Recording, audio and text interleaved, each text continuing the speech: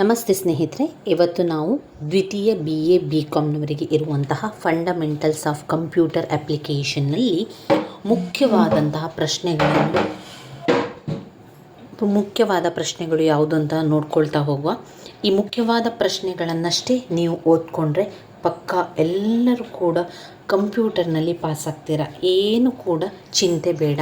ಆದರೆ ಅದನ್ನು ಸ್ವಲ್ಪ ಅರ್ಥ ಮಾಡ್ಕೊಳ್ಬೇಕು. ನೀವು ಕಂಪ್ಯೂಟರ್ ಅಂತ ಹೇಳಿದ ತಕ್ಷಣ ನಮಗೆ ಆ ಕಂಪ್ಯೂಟರ್ನ ಬಗ್ಗೆ ಎಲ್ಲವನ್ನು ಕೂಡ ನೆನಪು ಮಾಡ್ತಾ ಹೋಗಬೇಕು. ಹಾಗೆ ನಾವು ಇಷ್ಟು ತನಕ ಉಪಯೋಗಿಸಿರುವಂಥದ್ದು ಕಂಪ್ಯೂಟರ್ ಅಂತ ಬಂದಾಗ ಪ್ರತಿಯೊಬ್ಬರಿಗೂ ಸ್ವಲ್ಪ ಆದರೂ ಕೂಡ ಅದರ ಬಗ್ಗೆ ಜ್ಞಾನ ಇರ್ತದೆ, ಅದರ ಬಗ್ಗೆ ನಮಗೆ ಗೊತ್ತಿರ್ತದೆ. ನಾವು ಸಣ್ಣ ಕ್ಲಾಸ್ನಲ್ಲಿರಬೇಕಾದ್ರೆ ಒಂದು ಸ್ವಲ್ಪ ಕಂಪ್ಯೂಟರ್ನ ಬಗ್ಗೆ ಎಲ್ಲ ನೋಡಿರ್ತೇವೆ, ಕೆಲವೊಂದು ವಿಚಾರಗಳು ಗೊತ್ತಿರ್ತದಲ್ವ, ಅದನ್ನೇ ನೆನಪಲ್ಲಿ ಇಟ್ಕೊಂಡು ಕೆಲವೊಂದನ್ನು ಬರಿತಾ ಹೋಗಬೇಕು.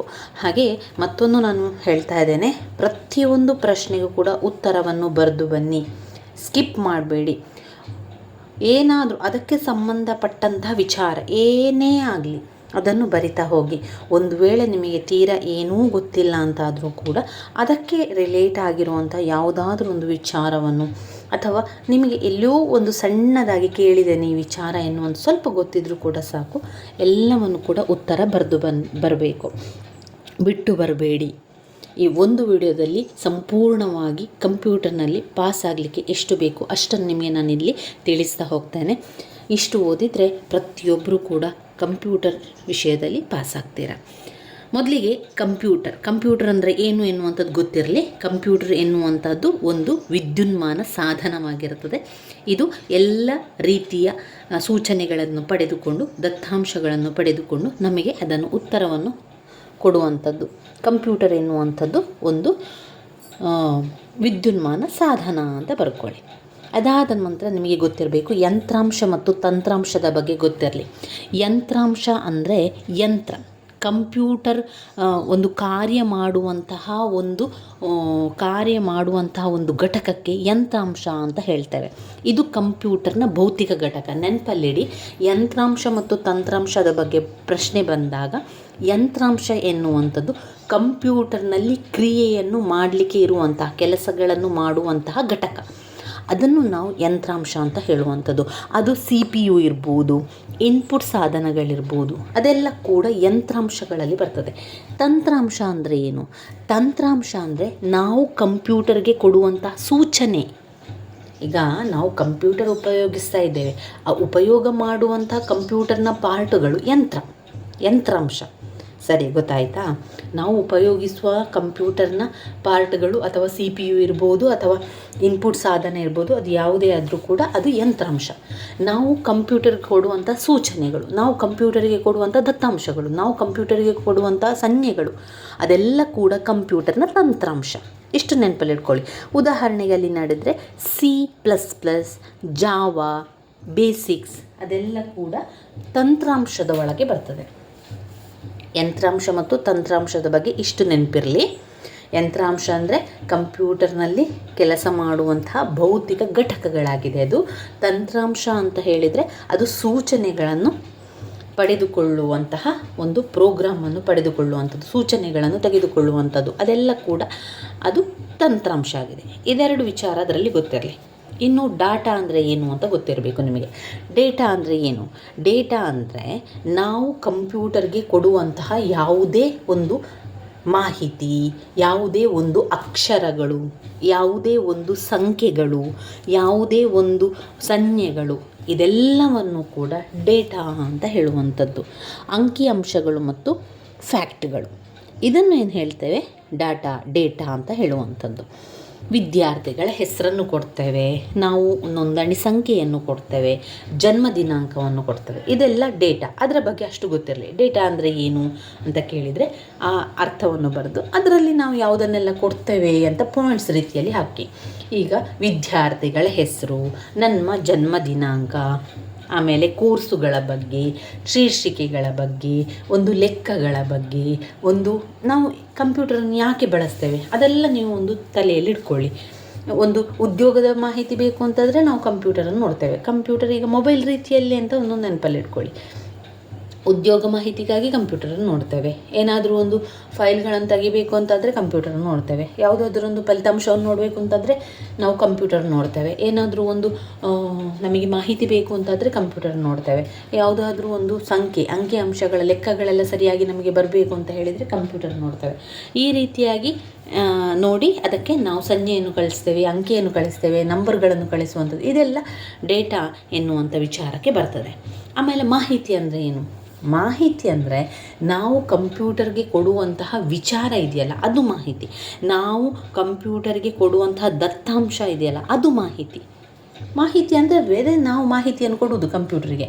ಹೀಗೀಗೆ ಒಂದು ಪ್ರಶ್ನೆ ಇದೆ, ಅದಕ್ಕೆ ನನಗೆ ಉತ್ತರವನ್ನು ಕೊಡು ಅಂತ ಹೇಳಿ ಒಂದು ಮಾಹಿತಿಯನ್ನು ಕೊಡುವಂಥದ್ದು. ಆಯಿತಾ? ಇಷ್ಟು ನಿಮಗೆ ವಿಚಾರ ಗೊತ್ತಿರಲಿ. ಯಂತ್ರಾಂಶ ತಂತ್ರಾಂಶದ ಬಗ್ಗೆ ಹೇಳಿದೆ. ಡೇಟಾ ಅಂದರೆ ಏನು ಅಂತ ಗೊತ್ತಾಯಿತು, ಮಾಹಿತಿ ಅಂದರೆ ಏನು ಅಂತ ಗೊತ್ತಾಯಿತು. ಇಷ್ಟು ಗೊತ್ತಿರಲಿ ನಿಮಗೆ. ಇಷ್ಟು ಗೊತ್ತಾದ ನಂತರ ನೀವು ಮತ್ತೆ ನಿಮಗೆ ಗೊತ್ತಿರಬೇಕಾಗಿರುವಂಥದ್ದು ಕಂಪ್ಯೂಟರ್ನ ಗುಣಲಕ್ಷಣಗಳು. ಕಂಪ್ಯೂಟರ್ನ ಗುಣಲಕ್ಷಣಗಳನ್ನು ಗೊತ್ತಿರಲೇಬೇಕು. ಕಂಪ್ಯೂಟರ್ ಅಂತ ಬಂದಾಗ ನೀವು ತಲೆಯಲ್ಲಿ ಇಟ್ಕೊಳ್ಬೇಕು, ಅದೇನು ಮಾಡ್ತದೆ, ತುಂಬ ಬೇಗ ಕೆಲಸ ಮಾಡ್ತದೆ, ತುಂಬ ಬೇಗ ನಮಗೆ ಫಲಿತಾಂಶವನ್ನು ಕೊಡ್ತದೆ, ಸತ್ಯವಾದ ಫಲಿತಾಂಶ ಕೊಡ್ತದೆ. ಅದು ಯಾವತ್ತೂ ಸುಳ್ಳು ಹೇಳೋದಿಲ್ಲ. ಕಂಪ್ಯೂಟರ್ ನಮಗೆ ತಪ್ಪು ಮಾಹಿತಿಯನ್ನು ಕೊಡೋದಿಲ್ಲ. ಎರರ್ ಅಂತ ಬರ್ತದೆ ಅಷ್ಟೇ ಹೊರತು ತಪ್ಪು ಮಾಹಿತಿ, ತಪ್ಪು ಉತ್ತರವನ್ನು ಕೊಡೋದಿಲ್ಲ. ನೀವು ಎಷ್ಟೇ ವಿಚಾರ ಕೊಡಲಿ ಅದು ತುಂಬಿಸ್ತಾನೇ ಹೋಗ್ತದೆ ಅದು ಕಂಪ್ಯೂಟರ್ನ ಒಳಗೆ. ಅಂದರೆ ಅದಕ್ಕೆ ತುಂಬ ಶೇಖರಣೆ ಮಾಡುವಂಥ ಸಾಮರ್ಥ್ಯ ಇದೆ. ಆಮೇಲೆ ನಾವು ಅದರಲ್ಲಿ ವಿಶ್ವಾಸವನ್ನಿಟ್ಟು ಕೊಡ್ತೇವೆ, ನನಗೆ ಅದು ಉತ್ತರವನ್ನು ಕೊಡ್ತದೆ. ಅಥವಾ ಕಂಪ್ಯೂಟರ್ನಲ್ಲಿ ಇಟ್ಟರೆ ನಾನು ಫೋಟೋಗಳನ್ನಾಗಲಿ ಅಥವಾ ನನ್ನ ಮಾಹಿತಿಗಳನ್ನಾಗಲಿ ನನ್ನ ಕಡತಗಳನ್ನಾಗಲಿ ನನ್ನ ಆಸ್ತಿಯ ವಿಚಾರವನ್ನಾಗಲಿ ಕಂಪ್ಯೂಟರ್ನ ಒಳಗೆ ಸೇವ್ ಮಾಡಿ ಇಟ್ಟರೆ ಅದು ಏನೂ ಆಗುವುದಿಲ್ಲ ಎನ್ನುವಂಥ ವಿಶ್ವಾಸ ನನಗೆ ಇರ್ತದೆ. ಆಮೇಲೆ ಅದಕ್ಕೆ ತುಂಬ ಕೌಶಲ ಇದೆ, ಎಲ್ಲವನ್ನು ಕೂಡ ನಮಗೆ ತಿಳಿಸ್ಕೊಡ್ತದೆ. ಒಂದು ಲೆಕ್ಕದ ಬಗ್ಗೆ ಹೇಳಿದರೂ ಪರಿಹಾರ ಮಾಡಿಕೊಡ್ತದೆ, ಏನಾದರೂ ಒಂದು ಪ್ರಶ್ನೆಯನ್ನು ಕೇಳಿದರೂ ಉತ್ತರವನ್ನು ಹೇಳಿಕೊಡ್ತದೆ, ಏನಾದರೂ ಒಂದು ಪ್ರಬಂಧದ ಬಗ್ಗೆ ಬರೆದು ತಿಳಿಸಿ ಅಂತ ಹೇಳಿದರೂ ಕೂಡ ಹೇಳಿಕೊಡ್ತದೆ, ಪದ್ಯವನ್ನು ಕೇಳಿದರೂ ಕೊಡ್ತದೆ, ನೃತ್ಯವನ್ನು ಬಗ್ಗೆ ಕೇಳಿದರೂ ಕೊಡ್ತದೆ, ಎಲ್ಲ ವಿಚಾರದ ಬಗ್ಗೆ ನಮಗೆ ಮಾಹಿತಿ ಕೊಡ್ತದೆ. ಅಂದರೆ ಅದಕ್ಕೆ ತುಂಬಾ ಕೌಶಲ ಇದೆ, ತುಂಬ ಫಾಸ್ಟಾಗಿ ಕೆಲಸ ಮಾಡ್ತದೆ. ಈಗ ನಾವು ಒಂದು ಯಾವುದಾದ್ರೂ ಒಂದು ಲೆಕ್ಕ ಕೂಡಿಸುವಂಥದ್ದು ಕಳೆಯುವಂಥದ್ದು ಕೊಟ್ಟ ತಕ್ಷಣವೇ ನಮಗೆ ಉತ್ತರವನ್ನು ಕೊಡ್ತದೆ. ಆ ರೀತಿಯಾಗಿ ಕಾರ್ಯತತ್ಪರತೆಯಿಂದ ಕೂಡಿದೆ. ಇದೆಲ್ಲ ವಿಚಾರವನ್ನು ನೆನಪಲ್ಲಿ ಇಟ್ಕೊಳ್ಳಿ. ಒಂದು ನೀವು ಜನರಲಾಗಿ ಥಿಂಕ್ ಮಾಡಬೇಕು, ಒಂದು ಕಂಪ್ಯೂಟರ್ ಅಂತ ಹೇಳಿದಾಗ ಎಷ್ಟೆಲ್ಲ ಉಪಕಾರ ಇದೆ ಅದರಿಂದ ಅಲ್ವಾ. ಅದರಿಂದ ಕಂಪ್ಯೂಟರ್ನ ಲಕ್ಷಣ ಅಂತ ಬಂದಾಗ ವೇಗ, ಶೇಖರಣ, ವಿಶ್ವಾಸಾರ್ಹತೆ, ನಿಖರತೆ, ಕೌಶಲ್ಯ ಕೂಡಿದೆ, ಕಾರ್ಯತತ್ಪರವಾಗಿದೆ, ತುಂಬಾ ಬೇಗ ಕೆಲಸ ಮಾಡ್ತದೆ, ಉತ್ತಮವಾದ ಮಾಹಿತಿಯನ್ನು ಒದಗಿಸ್ತದೆ. ಏನು ಕೂಡ ಲಕ್ಷಣವನ್ನು ನಾವು ಬರಿಬೋದು. ಇನ್ನಷ್ಟು ಲಕ್ಷಣ, ಇನ್ನಷ್ಟು ಪಾಯಿಂಟ್ಸ್ಗಳನ್ನು ಹಾಕ್ತಾ ಇನ್ನಷ್ಟು ಪಾಯಿಂಟ್ಸ್ಗಳನ್ನು ನಮಗೆ ಬರಿತಾ ಹೋಗ್ಬೋದು. ಕಂಪ್ಯೂಟರ್ನ ಲಕ್ಷಣಗಳಲ್ಲಿ ನೆನಪಲ್ಲಿಟ್ಕೊಳ್ಳಿ: ವೇಗ, ಶೇಖರಣೆ, ವಿಶ್ವಾಸಾರ್ಹತೆ, ನಿಖರತೆ, ಕೌಶಲ, ಕಾರ್ಯತತ್ಪರತೆ. ಇನ್ನೂ ಹೆಚ್ಚು ಬರೀರಿ. ಇದು ತುಂಬ ವೇಗದಿಂದ ಕೆಲಸ ಮಾಡ್ತದೆ, ನಮಗೆ ಎಲ್ಲ ರೀತಿಯ ಮಾಹಿತಿಯನ್ನು ಕೊಡ್ತದೆ, ಸ್ಪಷ್ಟ ಮಾಹಿತಿಯನ್ನು ಕೊಡ್ತದೆ, ತರಬೇತಿಯನ್ನು ಕೊಡ್ತದೆ, ಮನರಂಜನೆಯನ್ನು ಕೊಡ್ತದೆ, ಬೋಧನೆ ಮಾಡ್ತದೆ. ಇದನ್ನೆಲ್ಲವನ್ನು ಕೂಡ ಲಕ್ಷಣಗಳಲ್ಲಿ ಹಾಕ್ತಾ ಹೋಗ್ಬೋದು. ಮತ್ತೊಮ್ಮೆ ಕಂಪ್ಯೂಟರ್ನ ಗುಣಲಕ್ಷಣಗಳು: ವೇಗದಿಂದ ಕೂಡಿದೆ, ತುಂಬ ಶೇಖರಣೆಯನ್ನು ಹೊಂದಿದೆ, ಇದು ವಿಶ್ವಾಸಾರ್ಹವಾಗಿದೆ, ಇದು ನಿಖರತೆಯನ್ನು ಕೊಡ್ತದೆ, ಇದು ಕೌಶಲವಾಗಿದೆ, ಇದು ಕಾರ್ಯತತ್ಪರತೆಯಿಂದ ಕೂಡಿದೆ, ಇದು ಬೋಧನೆಯನ್ನು ಮಾಡ್ತದೆ, ತರಬೇತಿಗಳನ್ನು ಕೊಡ್ತದೆ, ಮನರಂಜನೆಗಳನ್ನು ಮಾಡ್ತದೆ, ತುಂಬ ಲೆಕ್ಕ ಪರಿಶೋಧನೆಗಳೆಲ್ಲ ಮಾಡಿಕೊಡ್ತದೆ. ಒಂದು 10 ಪಾಯಿಂಟ್ಸ್ ಬರುವಷ್ಟು ಬರೀರಿ, ಆಯಿತಾ? ಇನ್ನು ಬರುವಂಥದ್ದು ಕಂಪ್ಯೂಟರ್ನ ಇತಿಹಾಸ. ಕಂಪ್ಯೂಟರ್ನ ಇತಿಹಾಸದ ಬಗ್ಗೆ ನಿಮಗೆ ಗೊತ್ತಿರಲಿ. ನೀವು ಬರೀಬೇಕು, ಕಂಪ್ಯೂಟರ್ ಎನ್ನುವಂಥದ್ದು 3500 ವರ್ಷಗಳ ಹಿಂದೆ ಇತ್ತು ಅಂತ ಹೇಳಿದರೆ ಅದು ಬೇರೆ ರೀತಿಯಲ್ಲಿತ್ತು. ಅದನ್ನು ಬದಲಾವಣೆ ಮಾಡಿ ಕಂಪ್ಯೂಟರ್ನ ಹಂತಕ್ಕೆ ತರ್ತಾರೆ. ಕಂಪ್ಯೂಟರ್ನ ಇತಿಹಾಸದಲ್ಲಿ ನೀವು ಬರೀರಿ, ಇದು 3500 ವರ್ಷದ ಹಿಂದೆ ಇತ್ತು. ಆಗ ಎಂತ ಮಾಡಿದರು ಅಂತ ಹೇಳಿದರೆ, ದೊಡ್ಡದಾದ ಕಲ್ಲಿನ ಬಂಡೆಯನ್ನೆಲ್ಲ ಕೆತ್ತನೆ ಮಾಡಿ, ಒಂದು ಕಂಪ್ಯೂಟರ್ನ ರೀತಿಯಲ್ಲಿ ಕೆತ್ತನೆ ಮಾಡಿ, ಅದನ್ನು ಸೂರ್ಯನ ಕಿರಣ ಸ್ಥಾನವನ್ನು ಗುರುತಿಸಲಿಕ್ಕೆ ಆ ರೀತಿಯಾಗಿ ಮಾಡಿದರು. ಯಾವಾಗ? 3500 ವರ್ಷದ ಹಿಂದೆ ಖಗೋಳ ಲೆಕ್ಕಾಚಾರಕ್ಕೆ ಉಪಯೋಗಿಸಿದರು. ಖಗೋಳ ಲೆಕ್ಕಾಚಾರಕ್ಕೆ ಉಪಯೋಗ ಮಾಡಿರುವಂಥದ್ದು. ಆಗ ಸೂರ್ಯನ ಕಿರಣಗಳ ಸ್ಥಾನವನ್ನು ಪರಿಶೀಲಿಸಲಿಕ್ಕೆ ಇದನ್ನು ಮಾಡಿರ್ತಾರೆ. ನಂತರದ ದಿನಗಳಲ್ಲಿ ಇದುವೇ ರಚನೆ ಬದಲಾವಣೆ ಆಗಿ ಕಂಪ್ಯೂಟರ್ ಅಂತ ಹೇಳುವಂಥ ರೀತಿಯಲ್ಲಿ ಅದು ಬರ್ತದೆ. ಈ ಕಂಪ್ಯೂಟರ್ ಎನ್ನುವಂಥದ್ದು ಆರಂಭದಲ್ಲಿ ಹೇಗಿತ್ತು ಅಂದರೆ ಅದರ ಇತಿಹಾಸ ಹೇಗಿತ್ತು ಅಂತ ಹೇಳಿದರೆ, ಪುರಾವೆಗಳ ಪ್ರಕಾರ ಒಂದು ತುಂಬ ದೊಡ್ಡದಾದಂತಹ ಗಾತ್ರ ಇತ್ತು. ಒಂದು ಕಡೆಯಿಂದ ಇನ್ನೊಂದು ಕಡೆಗೆ ಚಲಿಸಲಿಕ್ಕೆ ಸಾಧ್ಯ ಇರಲಿಲ್ಲ. ತುಂಬ ದೊಡ್ಡದಾದಂತಹ ಯಂತ್ರ ಇದ್ದರಿಂದ ಅದನ್ನು ಎಲ್ಲಿಗೂ ಕೂಡ ತೆಗೆದುಕೊಂಡು ಹೋಗಲಿಕ್ಕೆ ಸಾಧ್ಯ ಇರ್ತಿರಲಿಲ್ಲ.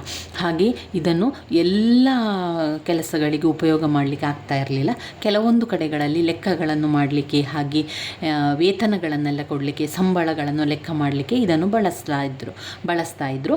ಇನ್ನು ಕೆಲವೊಂದು ಕಡೆಗಳಲ್ಲಿ ಇದನ್ನು ಏನು ಮಾಡ್ತಾಯಿದ್ರು, ತುಂಬ ದುಬಾರಿಯಾಗಿತ್ತು. ಯಾಕಂದರೆ ತುಂಬ ದೊಡ್ಡದಾದ ಗಾತ್ರದ ಇದು ಮಿಷನ್ ಆಗಿದ್ದರಿಂದ ಇದಕ್ಕೆ ತುಂಬಾ ದುಬಾರಿಯಾಗಿತ್ತು.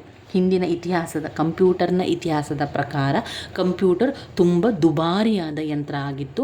ಇದು ಸಾಮಾನ್ಯ ಜನರಿಗೆ ಕೈಗೆಟಕ್ತಾ ಇರಲಿಲ್ಲ. ತುಂಬ ಭಾರವಾದಂತಹ ಯಂತ್ರ, ಎಲ್ಲ ಕಡೆಗೆ ಕೊಂಡು ಹೋಗಲಿಕ್ಕೆ ಸಾಧ್ಯ ಆಗ್ತಾ ಇರಲಿಲ್ಲ. ಲೆಕ್ಕಗಳನ್ನೆಲ್ಲ ಮಾಡಲಿಕ್ಕೆ ತುಂಬಾ ಅನುಕೂಲವಾಗ್ತಾ ಇತ್ತು. ಆಮೇಲೆ ಇದರಲ್ಲಿ ತುಂಬಾ ಶೇಖರಣಾ ವ್ಯವಸ್ಥೆ ಆಗಿರಲಿಲ್ಲ. ತುಂಬಾ ಶೇಖರಣೆ ಮಾಡುವಂಥದ್ದು ಇರಲಿಲ್ಲ. ಆದರೆ ಕ್ಯಾಲ್ಕುಲೇಟ್ ಮಾಡಲಿಕ್ಕೆಲ್ಲ ಇದನ್ನು ತುಂಬಾ ಬಳಸ್ತಾಯಿದ್ರು. ಆರಂಭದಲ್ಲಿ ಏನಿತ್ತು ಅಂತ ಹೇಳಿದರೆ, ಕಂಪ್ಯೂಟರ್ ಅಂತ ಬರುವ ಮೇಲೆ ಅಬಕಾಸ್ ಅಂತ ಬಂತು. ಅದನ್ನು ನೀವು ಇತಿಹಾಸದಲ್ಲಿ ಬರಿಬೇಕಾಗ್ತದೆ. ಅಬಕಾಸ್ ಎನ್ನುವಂಥದ್ದು ಪ್ರಾಚೀನವಾದ ಒಂದು ಕಂಪ್ಯೂಟರ್. ಮೊದಲೆಲ್ಲ ಅದನ್ನು ಅಬಕಾಸ್ ಅಂತಲೇ ಕರೀತಾ ಇದ್ರು. ಅಲ್ಲಿಂದ ಕಂಪ್ಯೂಟರ್ ಎನ್ನುವಂಥದ್ದು ಆರಂಭ ಆಗ್ತಾ ಹೋಗ್ತದೆ. ಆರಂಭದಲ್ಲಿ ಕಲ್ಲು ಬಂಡೆಯಿಂದ ಕೆತ್ತನೆಯನ್ನು ಮಾಡಿ ಇಡ್ತಾಯಿದ್ರು. ಅದಾದ ನಂತರದಲ್ಲಿ ಅಬಕಾಸ್ ಅಂತ ಬಂತು. ಈ ಅಬಕಾಸ್ನಲ್ಲಿ ಆ ಮಣಿಗಳನ್ನೆಲ್ಲ ಲೆಕ್ಕ ಮಾಡಿ ಹಾಕ್ತಾವಲ್ಲ, ಮಣಿಗಳನ್ನು ಲೆಕ್ಕ ಮಾಡಿ ಮಾಡುವಂಥದ್ದು ಅಬಕಾಸ್ ಬಂತು. ಇದು ಮಕ್ಕಳಿಗೆಲ್ಲ ತುಂಬಾ ಸಹಾಯ ಆಯಿತು. ಮಕ್ಕಳ ಲೆಕ್ಕಗಳನ್ನೆಲ್ಲ ತಿಳಿದುಕೊಡಲಿಕ್ಕೆ ಅಬಕಾಸ್ ತುಂಬಾ ಹೆಲ್ಪ್ ಆಯಿತು. ನಂತರ ಅಬಕಾಸ್ನ ನಂತರ ಬೇಸ್ ಪಾಸ್ಕಲ್ ಅವರು ನಂತರ ಸ್ವಲ್ಪ ಬದಲಾವಣೆಯನ್ನು ಮಾಡ್ತಾ ಹೋದರು. ಬೇಸ್ ಪಾಸ್ಕಲ್ ಅದಾದ ನಂತರ ಚಾರ್ಲ್ಸ್ ಬ್ಯಾಬೇಜ್ ಅವರು ಮತ್ತು ಕಂಪ್ಯೂಟರನ್ನು ಸ್ವಲ್ಪ ಬದಲಾವಣೆಯನ್ನು ಮಾಡ್ತಾ ಹೋದರು. ಕಂಪ್ಯೂಟರ್ನ ಪಿತಾಮಹ ಚಾರ್ಲ್ಸ್ ಬ್ಯಾಬೇಜ್ ಅವರು ನಂತರದ ದಿನಗಳಲ್ಲಿ ಒಂದು ಕಂಪ್ಯೂಟರನ್ನು, ಸರಿಯಾಗಿ ಯಾಂತ್ರಿಕ ಕಂಪ್ಯೂಟರ್ಗಳನ್ನು ತಂದರು. ಯಾರು? ಚಾರ್ಲ್ಸ್ ಬ್ಯಾಬೇಜ್ ಅವರು ಕಂಪ್ಯೂಟರ್ನ ಪಿತಾಮಹ. ಇತಿಹಾಸದ ಬಗ್ಗೆ ಇವಿಷ್ಟು ಗೊತ್ತಿರಲಿ ನಿಮಗೆ. ಮೊದಲು ಕಲ್ಲು ಬಂಡೆಯಲ್ಲಿ ಮಾಡಿರುವಂಥದ್ದು ಖಗೋಳಶಾಸ್ತ್ರದ ಲೆಕ್ಕಕ್ಕೆ. ಅದಾದ ನಂತರ ಅಬಕಾಸ್ ಬಂತು. ಅದಾದ ನಂತರ ಬ್ಲೇಸ್ ಪಾಸ್ಕಲ್ ಅವರ ಒಂದು ಕಂಪ್ಯೂಟರ್ ಬಂತು. ಬೇಸ್ ಪಾಸ್ಕಲ್ ಅವರ ಕಂಪ್ಯೂಟರ್ನಲ್ಲಿ ಅದು ಒಂದು ವೀಲ್, ಚಕ್ರದ ರೀತಿಯಲ್ಲಿ ಅದು ಕಂಪ್ಯೂಟರ್ನ ಒಂದು ಯಂತ್ರವನ್ನು ಮಾಡಿದರು. ಚಕ್ರ ನೋಡಿ, ಇಲ್ಲಿ ಚಿತ್ರದಲ್ಲಿ ನೀವು ನೋಡಿರುವಂತೆ ಬ್ಲೇಸ್ ಪಾಸ್ಕಲ್ ಅವರು ಗಣಿತಶಾಸ್ತ್ರಜ್ಞರು. ಅವರು ಏನು ಮಾಡಿದ್ದು ಅಂತ ಹೇಳಿದರೆ, ಅವರ ಒಂದು ಕಂಪ್ಯೂಟರ್ನ ಒಂದು ರೀತಿಯಲ್ಲಿ ಅಂತ ಹೇಳಿದರೆ, ಸಂಖ್ಯಾಶಾಸ್ತ್ರವನ್ನು ಲೆಕ್ಕ ಮಾಡಲಿಕ್ಕೆ ವೀಲ್ನ ರೀತಿಯಲ್ಲಿ ಯಂತ್ರಗಳನ್ನು ಮಾಡುವಂಥದ್ದು. ವೀಲ್ ರೀತಿಯಲ್ಲಿ ಯಾಂತ್ರಿಕ ಲೆಕ್ಕಾಚಾರದ ಯಂತ್ರವನ್ನು ಮಾಡಲಿಕ್ಕೆ ಅವರು ವೀಲ್ ರೀತಿಯಲ್ಲಿ ಮಾಡಿದರು ಬ್ಲೇಸ್ ಪಾಸ್ಕಲ್ ಅವರು. ನಂತರ ಚಾರ್ಲ್ಸ್ ಬ್ಯಾಬೇಜ್ ಅವರು ಕಂಪ್ಯೂಟರ್ನ ಪಿತಾಮಹ. ಅವರು ನಂತರದ ಮಾಡಿದಂಥ ಅಭಿವೃದ್ಧಿಯನ್ನು ಪಡಿಸಿದರು. ಕಂಪ್ಯೂಟರ್ನಲ್ಲಿ ಅಭಿವೃದ್ಧಿಯನ್ನು ಪಡಿಸಿ ಸರಿಯಾದ ರೀತಿಯಲ್ಲಿ ಯಂತ್ರಾಂಶಗಳನ್ನು ಬಳಸಿ ಮಾಡಿದರು. ಯಂತ್ರಗಳನ್ನೆಲ್ಲ, ಎಂಜಿನ್ಗಳನ್ನು, ಅದಕ್ಕೆ ಹೊಸ ಎಂಜಿನ್ಗಳನ್ನೆಲ್ಲ ಹಾಕಿದರು. ಎಂಜಿನ್ಗಳನ್ನೆಲ್ಲ ಹಾಕಿ ಹೊಸ ಒಂದು ಕಂಪ್ಯೂಟರನ್ನು ತಂದರು. ಇದು ಇತಿಹಾಸದಲ್ಲಿ ನೆನಪಲ್ಲಿ ಇಟ್ಕೊಳ್ಳಿ. ನಂತರ ಬರುವಂಥದ್ದು ಪೀಳಿಗೆ, ಕಂಪ್ಯೂಟರ್ನ ತಲೆಮಾರು. ಏನು ಕಂಪ್ಯೂಟರ್ನ ತಲೆಮಾರು? ಒಟ್ಟು 5 ತಲೆಮಾರುಗಳಿದೆ. ಮೊದಲ ತಲೆಮಾರಿನ ಕಂಪ್ಯೂಟರ್, 2ನೇ ತಲೆಮಾರಿನ ಕಂಪ್ಯೂಟರ್, 3ನೇ ತಲೆಮಾರಿನ ಕಂಪ್ಯೂಟರ್, 4ನೇ ತಲೆಮಾರಿನ ಕಂಪ್ಯೂಟರ್, 5ನೇ ತಲೆಮಾರಿನ ಕಂಪ್ಯೂಟರ್.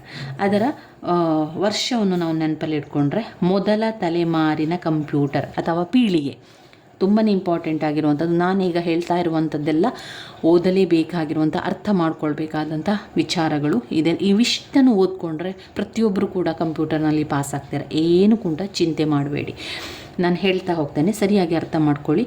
ಕಂಪ್ಯೂಟರ್ನ ತಲೆಮಾರು, ಮೊದಲ ತಲೆಮಾರಿನ ಕಂಪ್ಯೂಟರ್ 1945ರಿಂದ 1958 ತನಕ ಇತ್ತು.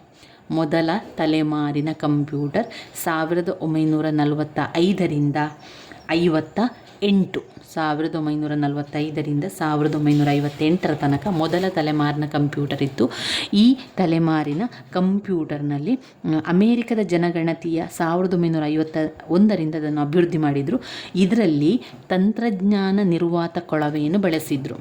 ಮೊದಲ ತಲೆಮಾರಿನ ಕಂಪ್ಯೂಟರ್ 1945ರಿಂದ 1958ರವರೆಗೆ ಅದು ಬಳಕೆಯಲ್ಲಿತ್ತು. ಇದರಲ್ಲಿ ತಂತ್ರಜ್ಞಾನ ನಿರ್ವಾತ ಕೊಳವೆಯನ್ನು ಬಳಸಿದರು.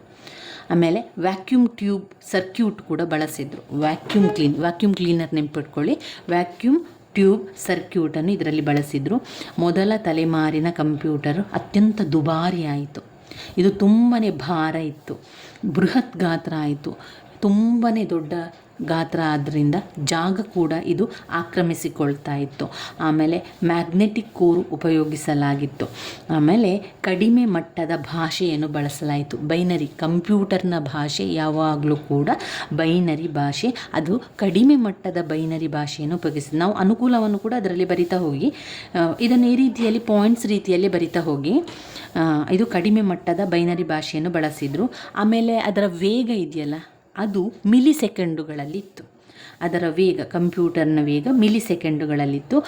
ಮೊದಲ ಪೀಳಿಗೆಯ ಕಂಪ್ಯೂಟರಲ್ಲಿ ಬಳಸ್ತಾ ಇದ್ದಂಥ ಕಂಪ್ಯೂಟರ್ ಮಾರ್ಕ್ಸ್, ಆಮೇಲೆ ENIAC,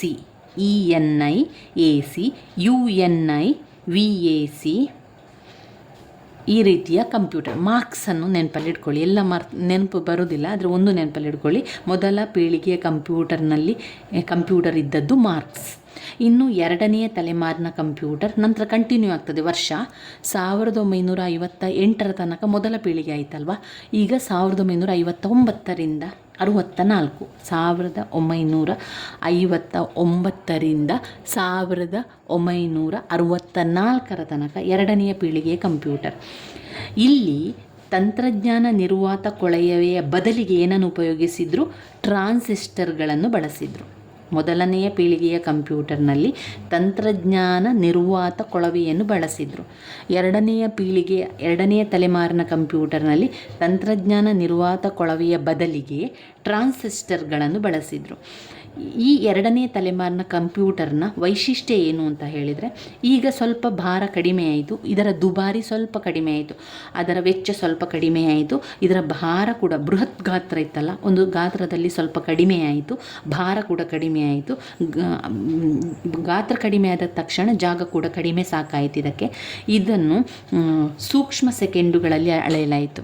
ಮೊದಲ ತಲೆಮಾರಿನ ಕಂಪ್ಯೂಟರ್ನಲ್ಲಿ ವೇಗ ಮಿಲಿ ಸೆಕೆಂಡುಗಳಲ್ಲಿ ಅಳೆದಿದ್ದದು. ಎರಡನೆಯ ತಲೆಮಾರಿನ ಕಂಪ್ಯೂಟರ್ನಲ್ಲಿ ವೇಗ ಸೂಕ್ಷ್ಮ ಸೆಕೆಂಡುಗಳಲ್ಲಿ ಅಳೆಯಲಾಯಿತು. ನಂತರ ಮ್ಯಾಗ್ನೆಟಿಕ್ ಟೇಪನ್ನು ದ್ವಿತೀಯ ಮೆಮೊರಿಯಾಗಿ ಇದರಲ್ಲಿ ಬಳಸಿದರು. ಮ್ಯಾಗ್ನೆಟಿಕ್ ಟೇಪ್, ಅಲ್ಲಿ ಮ್ಯಾಗ್ನೆಟಿಕ್ ಕೋರ್, ಮೊದಲ ತಲೆಮಾರಿನ ಕಂಪ್ಯೂಟರ್ನಲ್ಲಿ ಮ್ಯಾಗ್ನೆಟಿಕ್ ಕೋರನ್ನು ಬಳಸಲಾಯಿತು. ಎರಡನೆಯ ತಲೆಮಾರಿನ ಕಂಪ್ಯೂಟರ್ನಲ್ಲಿ ಮ್ಯಾಗ್ನೆಟಿಕ್ ಟೇಪನ್ನು ಬಳಸಿದರು. ಎರಡನೆಯ ತಲೆಮಾರಿನ ಕಂಪ್ಯೂಟರ್ನ ಪೀಳಿಗೆಯಲ್ಲಿ ಇದ್ದಂಥ ಕಂಪ್ಯೂಟರ್ IBM 700, IBM 700, IBM 1401. ಇದು ಆ ಎರಡನೆಯ ಪೀಳಿಗೆಯಲ್ಲಿದ್ದ ಕಂಪ್ಯೂಟರ್. ಇನ್ನು ಮೂರನೆಯ ಜನರೇಷನ್ ಕಂಪ್ಯೂಟರ್ ಆ ವರ್ಷ ಕಂಟಿನ್ಯೂ ಆಗ್ತದೆ ನೋಡಿ.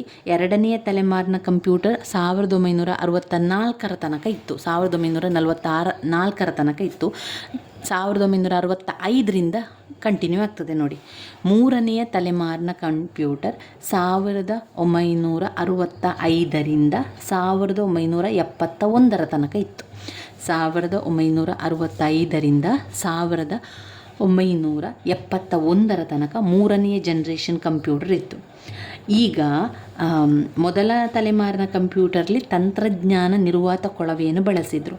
ಎರಡನೆಯ ತಲೆಮಾರಿನ ಕಂಪ್ಯೂಟರ್ನಲ್ಲಿ ತಂತ್ರಜ್ಞಾನ ನಿರ್ವಾತ ಕೊಳವೆಯ ಬದಲಿಗೆ ಟ್ರಾನ್ಸಿಸ್ಟರ್ಗಳನ್ನು ಬಳಸಿದರು. ಮೂರನೆಯ ತಲೆಮಾರಿನ ಕಂಪ್ಯೂಟರ್ನಲ್ಲಿ ಟ್ರಾನ್ಸಿಸ್ಟರ್ನ ಬದಲಿಗೆ ಸಿಲಿಕಾನ್ ಚಿಪ್ಗಳನ್ನು ಬಳಸಿದರು. ಟ್ರಾನ್ಸಿಸ್ಟರ್ಗಳ ಬದಲಿಗೆ ಸಿಲಿಕಾನ್ ಚಿಪ್ಗಳನ್ನು ಬಳಸಿದರು. ತುಂಬಾ ಚಿಪ್ಗಳನ್ನು ಉಪಯೋಗಿಸಿ ಅದನ್ನು ಮಾಡೋದು. ಈಗ ಕಂಪ್ಯೂಟರ್ ತುಂಬ ಚಿಕ್ಕ ಗಾತ್ರಕ್ಕೆ ಬಂತು.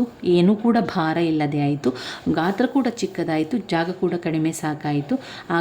ಈಗ ಸಾಫ್ಟ್ವೇರ್ ಉದ್ಯಮಗಳಲ್ಲೆಲ್ಲ ಇದನ್ನು ಬಳಸಲಿಕ್ಕೆ ಆರಂಭ ಮಾಡಿದರು. ಇಂಜಿನಿಯರ್, ಸಾಫ್ಟ್ವೇರ್ ಉದ್ಯೋಗಗಳಲ್ಲಿ ಈ ಒಂದು 3ನೇ ಜನರೇಷನ್ ಕಂಪ್ಯೂಟರನ್ನು ಬಳಸ್ತಾ ಇದ್ದರು. ಮೊದಲ ಕಂಪ್ಯೂಟರ್ನಲ್ಲಿ ವೇಗವನ್ನು ಮಿಲಿಸೆಕೆಂಡುಗಳಲ್ಲಿ ಅಳಿತಾ ಇದ್ದರು. 2ನೇ ಜನರೇಷನ್ ಕಂಪ್ಯೂಟರ್ನಲ್ಲಿ ವೇಗವನ್ನು ಸೂಕ್ಷ್ಮ ಸೆಕೆಂಡುಗಳಲ್ಲಿ ಅಳಿತಾ ಇದ್ದರು. ಈಗ 3ನೇ ಜನರೇಷನ್ ಕಂಪ್ಯೂಟರ್ನಲ್ಲಿ ವೇಗ ನ್ಯಾನೋ ಸೆಕೆಂಡುಗಳಲ್ಲಿ ಅಳಿತಾ ಇದ್ದಾರೆ. ನ್ಯಾನೋ ಸೆಕೆಂಡುಗಳಲ್ಲಿ ಅಳೆದ್ರು. ಆಮೇಲೆ ಎಲ್ಲ ಕೆಲಸಕ್ಕೆ ಉಪಯೋಗ ಮಾಡಿದರು. ಸಾಫ್ಟ್ವೇರ್ ಉದ್ಯೋಗಕ್ಕೆ ತುಂಬಾ ಸಹಾಯ ಆಯಿತು. ಈ 3ನೇ ಜನರೇಷನ್ ಕಂಪ್ಯೂಟರ್ನಲ್ಲಿ ಇದ್ದಂತಹ ಕಂಪ್ಯೂಟರ್ ಯಾವ ಕಂಪ್ಯೂಟರ್? IBM 360, 370. ನಂತರ IBM ಬಂತು. 2ನೇ ಜನರೇಷನ್ ಕಂಪ್ಯೂಟರಿಂದ IBM ಬಂತು. ಅಲ್ಲಿ IBM 700 ಬಂತು. 3ನೇ ಜನರೇಷನ್ ಕಂಪ್ಯೂಟರಿಗೆ IBM 360, 370 ಬಂತು. 3ನೇ ಜನರೇಷನ್ ಕಂಪ್ಯೂಟರನ್ನು ಎಲ್ಲೆಲ್ಲ ಬಳಸ್ತಾ ಇದ್ರು ಅಂತ ಹೇಳಿದರೆ, ವಿಮಾನಯಾನದ ವ್ಯವಸ್ಥೆಯಲ್ಲಿ, ರೈಲು ಬುಕ್ಕಿಂಗ್ ಮಾಡುವಂಥ ಸಮಯದಲ್ಲಿ, ದಾಸ್ತಾನು ನಿಯಂತ್ರಣ ವ್ಯವಸ್ಥೆಗೆ, ವಿಮಾನಯಾನದ ಮೀಸಲಾತಿಗೆಲ್ಲ ಈ 3ನೇ ಜನರೇಷನ್ ಕಂಪ್ಯೂಟರನ್ನು ಬಳಸಿದರು.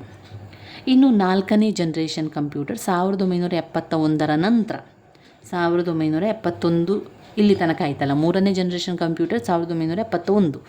ಈಗ 1971ರಿಂದ 4ನೇ ಜನರೇಷನ್ ಕಂಪ್ಯೂಟರ್. 4ನೇ ಜನರೇಷನ್ ಕಂಪ್ಯೂಟರ್ ಏನಾಯಿತು ಅಂತ ಹೇಳಿದ್ರೆ, ಇಂಟಿಗ್ರೇಷನ್ ಆಯಿತು. ಅಂದರೆ ಇಲ್ಲಿ ತುಂಬ ಪ್ರಮಾಣದ ಮಾಹಿತಿಗಳನ್ನು ಶೇಖರಣೆ ಮಾಡಲಿಕ್ಕೆ ಆರಂಭ ಆಯಿತು. ದೊಡ್ಡ ಪ್ರಮಾಣದಲ್ಲಿ ಹಾಗೂ ಅತಿ ದೊಡ್ಡ ಪ್ರಮಾಣದ ಏಕೀಕರಣ ಸರ್ಕ್ಯೂಟ್ ಆಗಮನ ಆಯಿತು. ಆಗ ಇಂಟಿಗ್ರೇಷನ್ ಸಾಧನೆ ಹೆಚ್ಚಾಯಿತು.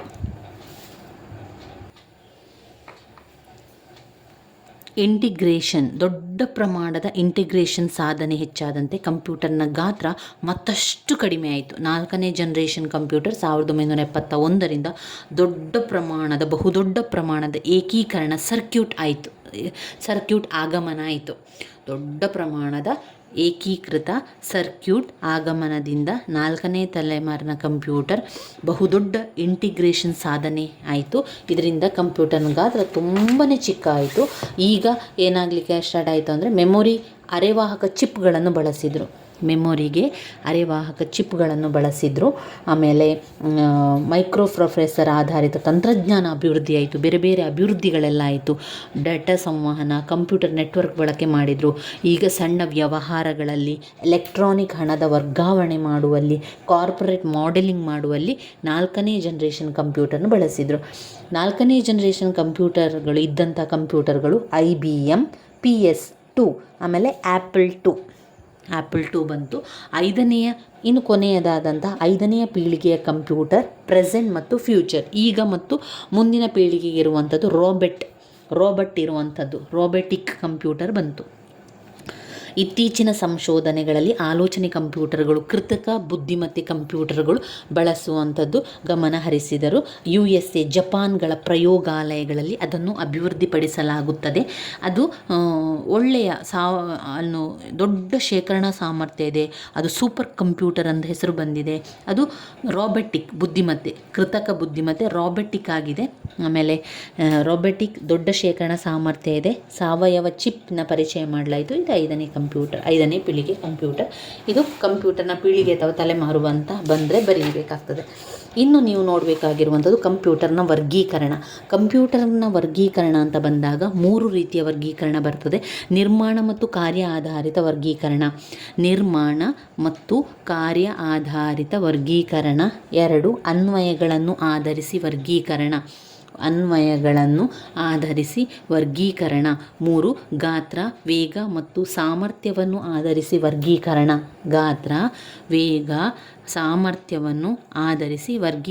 ಅಂತ ಕೊಡ್ತಾರೆ. ಅಥವಾ ಕಂಪ್ಯೂಟರ್ನ ಬಗೆಗಳು, ಬೇರೆ ಬೇರೆ ಕಂಪ್ಯೂಟರ್ಗಳ ಬಗೆಗಳು, ಕಂಪ್ಯೂಟರ್ಗಳನ್ನು ಯಾವ ರೀತಿ ವರ್ಗೀಕರಣ ಮಾಡಲಾಗಿದೆ ಎನ್ನುವಂಥದ್ದು.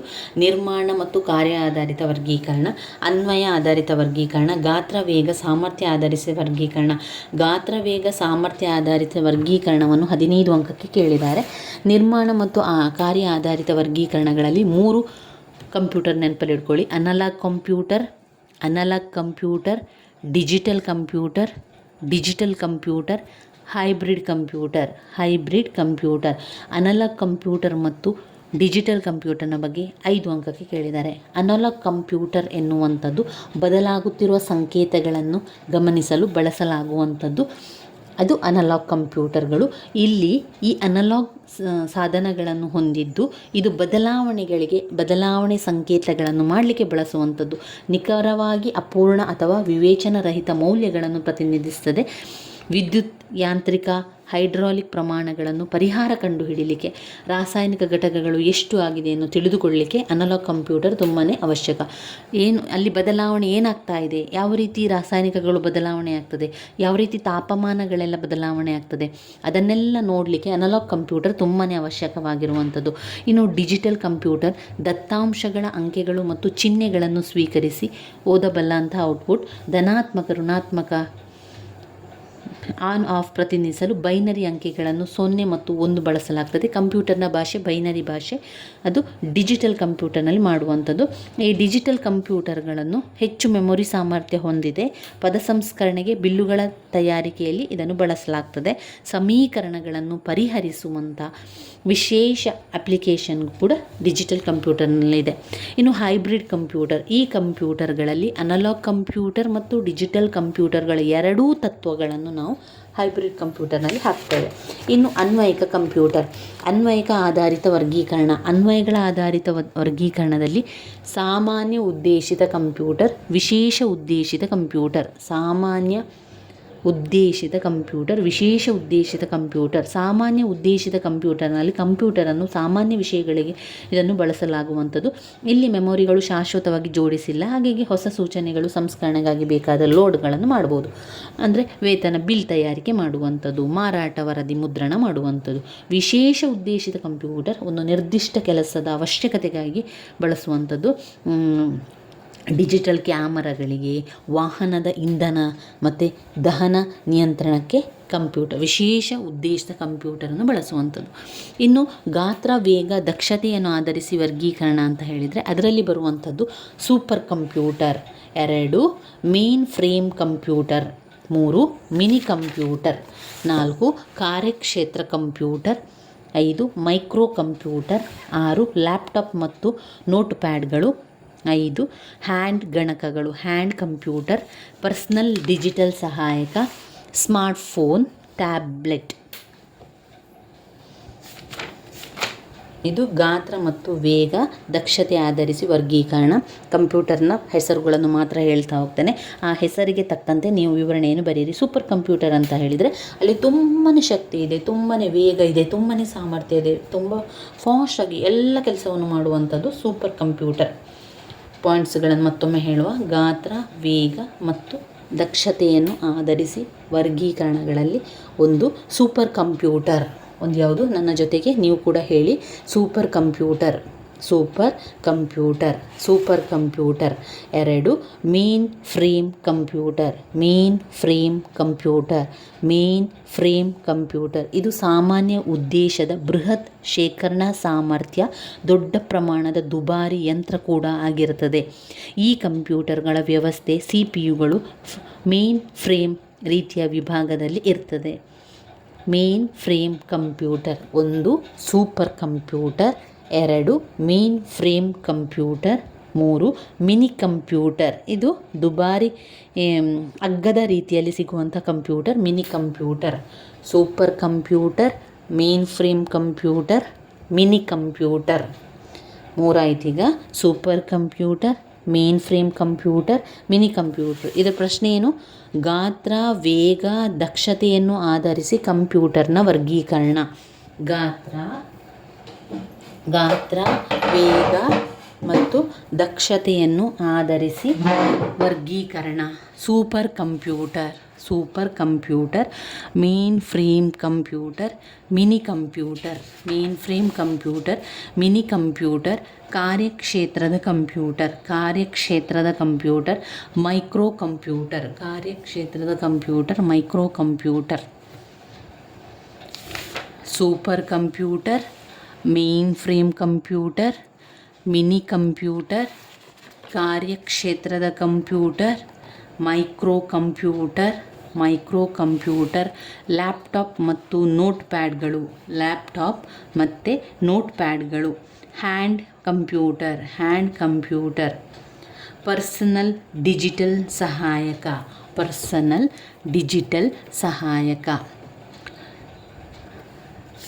ಗಾತ್ರ, ವೇಗ, ದಕ್ಷತೆ ಆಧರಿಸಿ ವರ್ಗೀಕರಣ, super computer, mainframe computer, mini computer, ಕಾರ್ಯಕ್ಷೇತ್ರದ ಕಂಪ್ಯೂಟರ್, ಮೈಕ್ರೋ ಕಂಪ್ಯೂಟರ್, ಲ್ಯಾಪ್ಟಾಪ್ ಮತ್ತು ನೋಟ್ ಪ್ಯಾಡ್ಗಳು, ಹ್ಯಾಂಡ್ ಗಣಕಗಳು, ಹ್ಯಾಂಡ್ ಕಂಪ್ಯೂಟರ್, ಪರ್ಸನಲ್ ಡಿಜಿಟಲ್ ಸಹಾಯಕ, smartphone,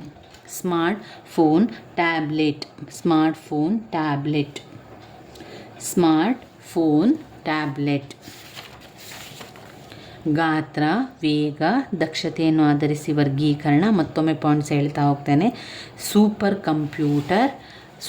computer, mainframe computer, mini computer, ಗಾತ್ರ, ವೇಗ, ದಕ್ಷತೆ ಆಧರಿಸಿ ವರ್ಗೀಕರಣ, super computer, mainframe computer, mini computer, ಕಾರ್ಯಕ್ಷೇತ್ರದ ಕಂಪ್ಯೂಟರ್, ಮೈಕ್ರೋ ಕಂಪ್ಯೂಟರ್, ಲ್ಯಾಪ್ಟಾಪ್ ಮತ್ತು ನೋಟ್ ಪ್ಯಾಡ್ಗಳು, ಹ್ಯಾಂಡ್ ಗಣಕಗಳು, ಪರ್ಸನಲ್ ಡಿಜಿಟಲ್ ಸಹಾಯಕ, ಸ್ಮಾರ್ಟ್ಫೋನ್, ಟ್ಯಾಬ್ಲೆಟ್. ಅದನ್ನು ನೆನಪಲ್ಲಿ ಇಟ್ಕೊಳ್ಳಿ. ಇನ್ನು ನಾವು ಓದುವಂಥದ್ದು ತುಂಬಾ ಇಂಪಾರ್ಟೆಂಟ್ ಆಗಿರುವಂಥದ್ದು ಕಂಪ್ಯೂಟರ್ನ ಕ್ರಿಯಾತ್ಮಕ ಘಟಕಗಳನ್ನು ರೇಖಾಚಿತ್ರದ ಜೊತೆಗೆ ವಿವರಿಸಿ. ಕಂಪ್ಯೂಟರ್ನ ಕ್ರಿಯಾತ್ಮಕ ಘಟಕಗಳು. ಮೊದಲು 1 ಪುಟ ಆಗುವಷ್ಟು ನೀವು ಚಿತ್ರವನ್ನು ಮಾಡಬೇಕು. ನಡುವಿನಲ್ಲಿ ದೊಡ್ಡದಾದ ಕಾಲಮ್ ಮಾಡಿ, ಎಡದ ಬದಿಯಲ್ಲಿ ಒಂದು ಪುಟ್ಟದಾದ ಕಾಲಮ್, ಅದರ ನೇರವಾಗಿ ಮತ್ತೊಂದು ಪುಟ್ಟದಾದ ಕಾಲಮನ್ನು ಮಾಡಿ, ಎಡದ ಬದಿಯಲ್ಲಿ ಇನ್ಪುಟ್ ಘಟಕ ಅಂತ ಬರೆಯಿರಿ, ಬಲದ ಸೈಡಲ್ಲಿ ಔಟ್ಪುಟ್ ಘಟಕ ಅಂತ ಬರೆಯಿರಿ. ಇನ್ಪುಟ್ ಘಟಕದಿಂದ ಒಂದು ಬಾಣವನ್ನು ದೊಡ್ಡ ಬಾಕ್ಸಿಗೆ ಸಿಕ್ಕುವಂತೆ ಮಾಡಿ, ನಂತರ ದೊಡ್ಡ ಬಾಕ್ಸಿನಿಂದ ಬಲದ ಸೈಡಿಗೆ ಔಟ್ಪುಟ್ ಘಟಕಕ್ಕೂ ಕೂಡ ಬಾಣವನ್ನು ಹಾಕಬೇಕು. ದೊಡ್ಡ ಬಾಕ್ಸಿನ ಮೇಲ್ಗಡೆಯಲ್ಲಿ CPU ಅಂತ ಬರೆಯಿರಿ, ಸೆಂಟ್ರಲ್ ಪ್ರೊಸೆಸಿಂಗ್ ಯೂನಿಟ್, ಕೇಂದ್ರ ಸಂಸ್ಕರಣಾ ಘಟಕ ಅಂತ ಬರೆಯಿರಿ.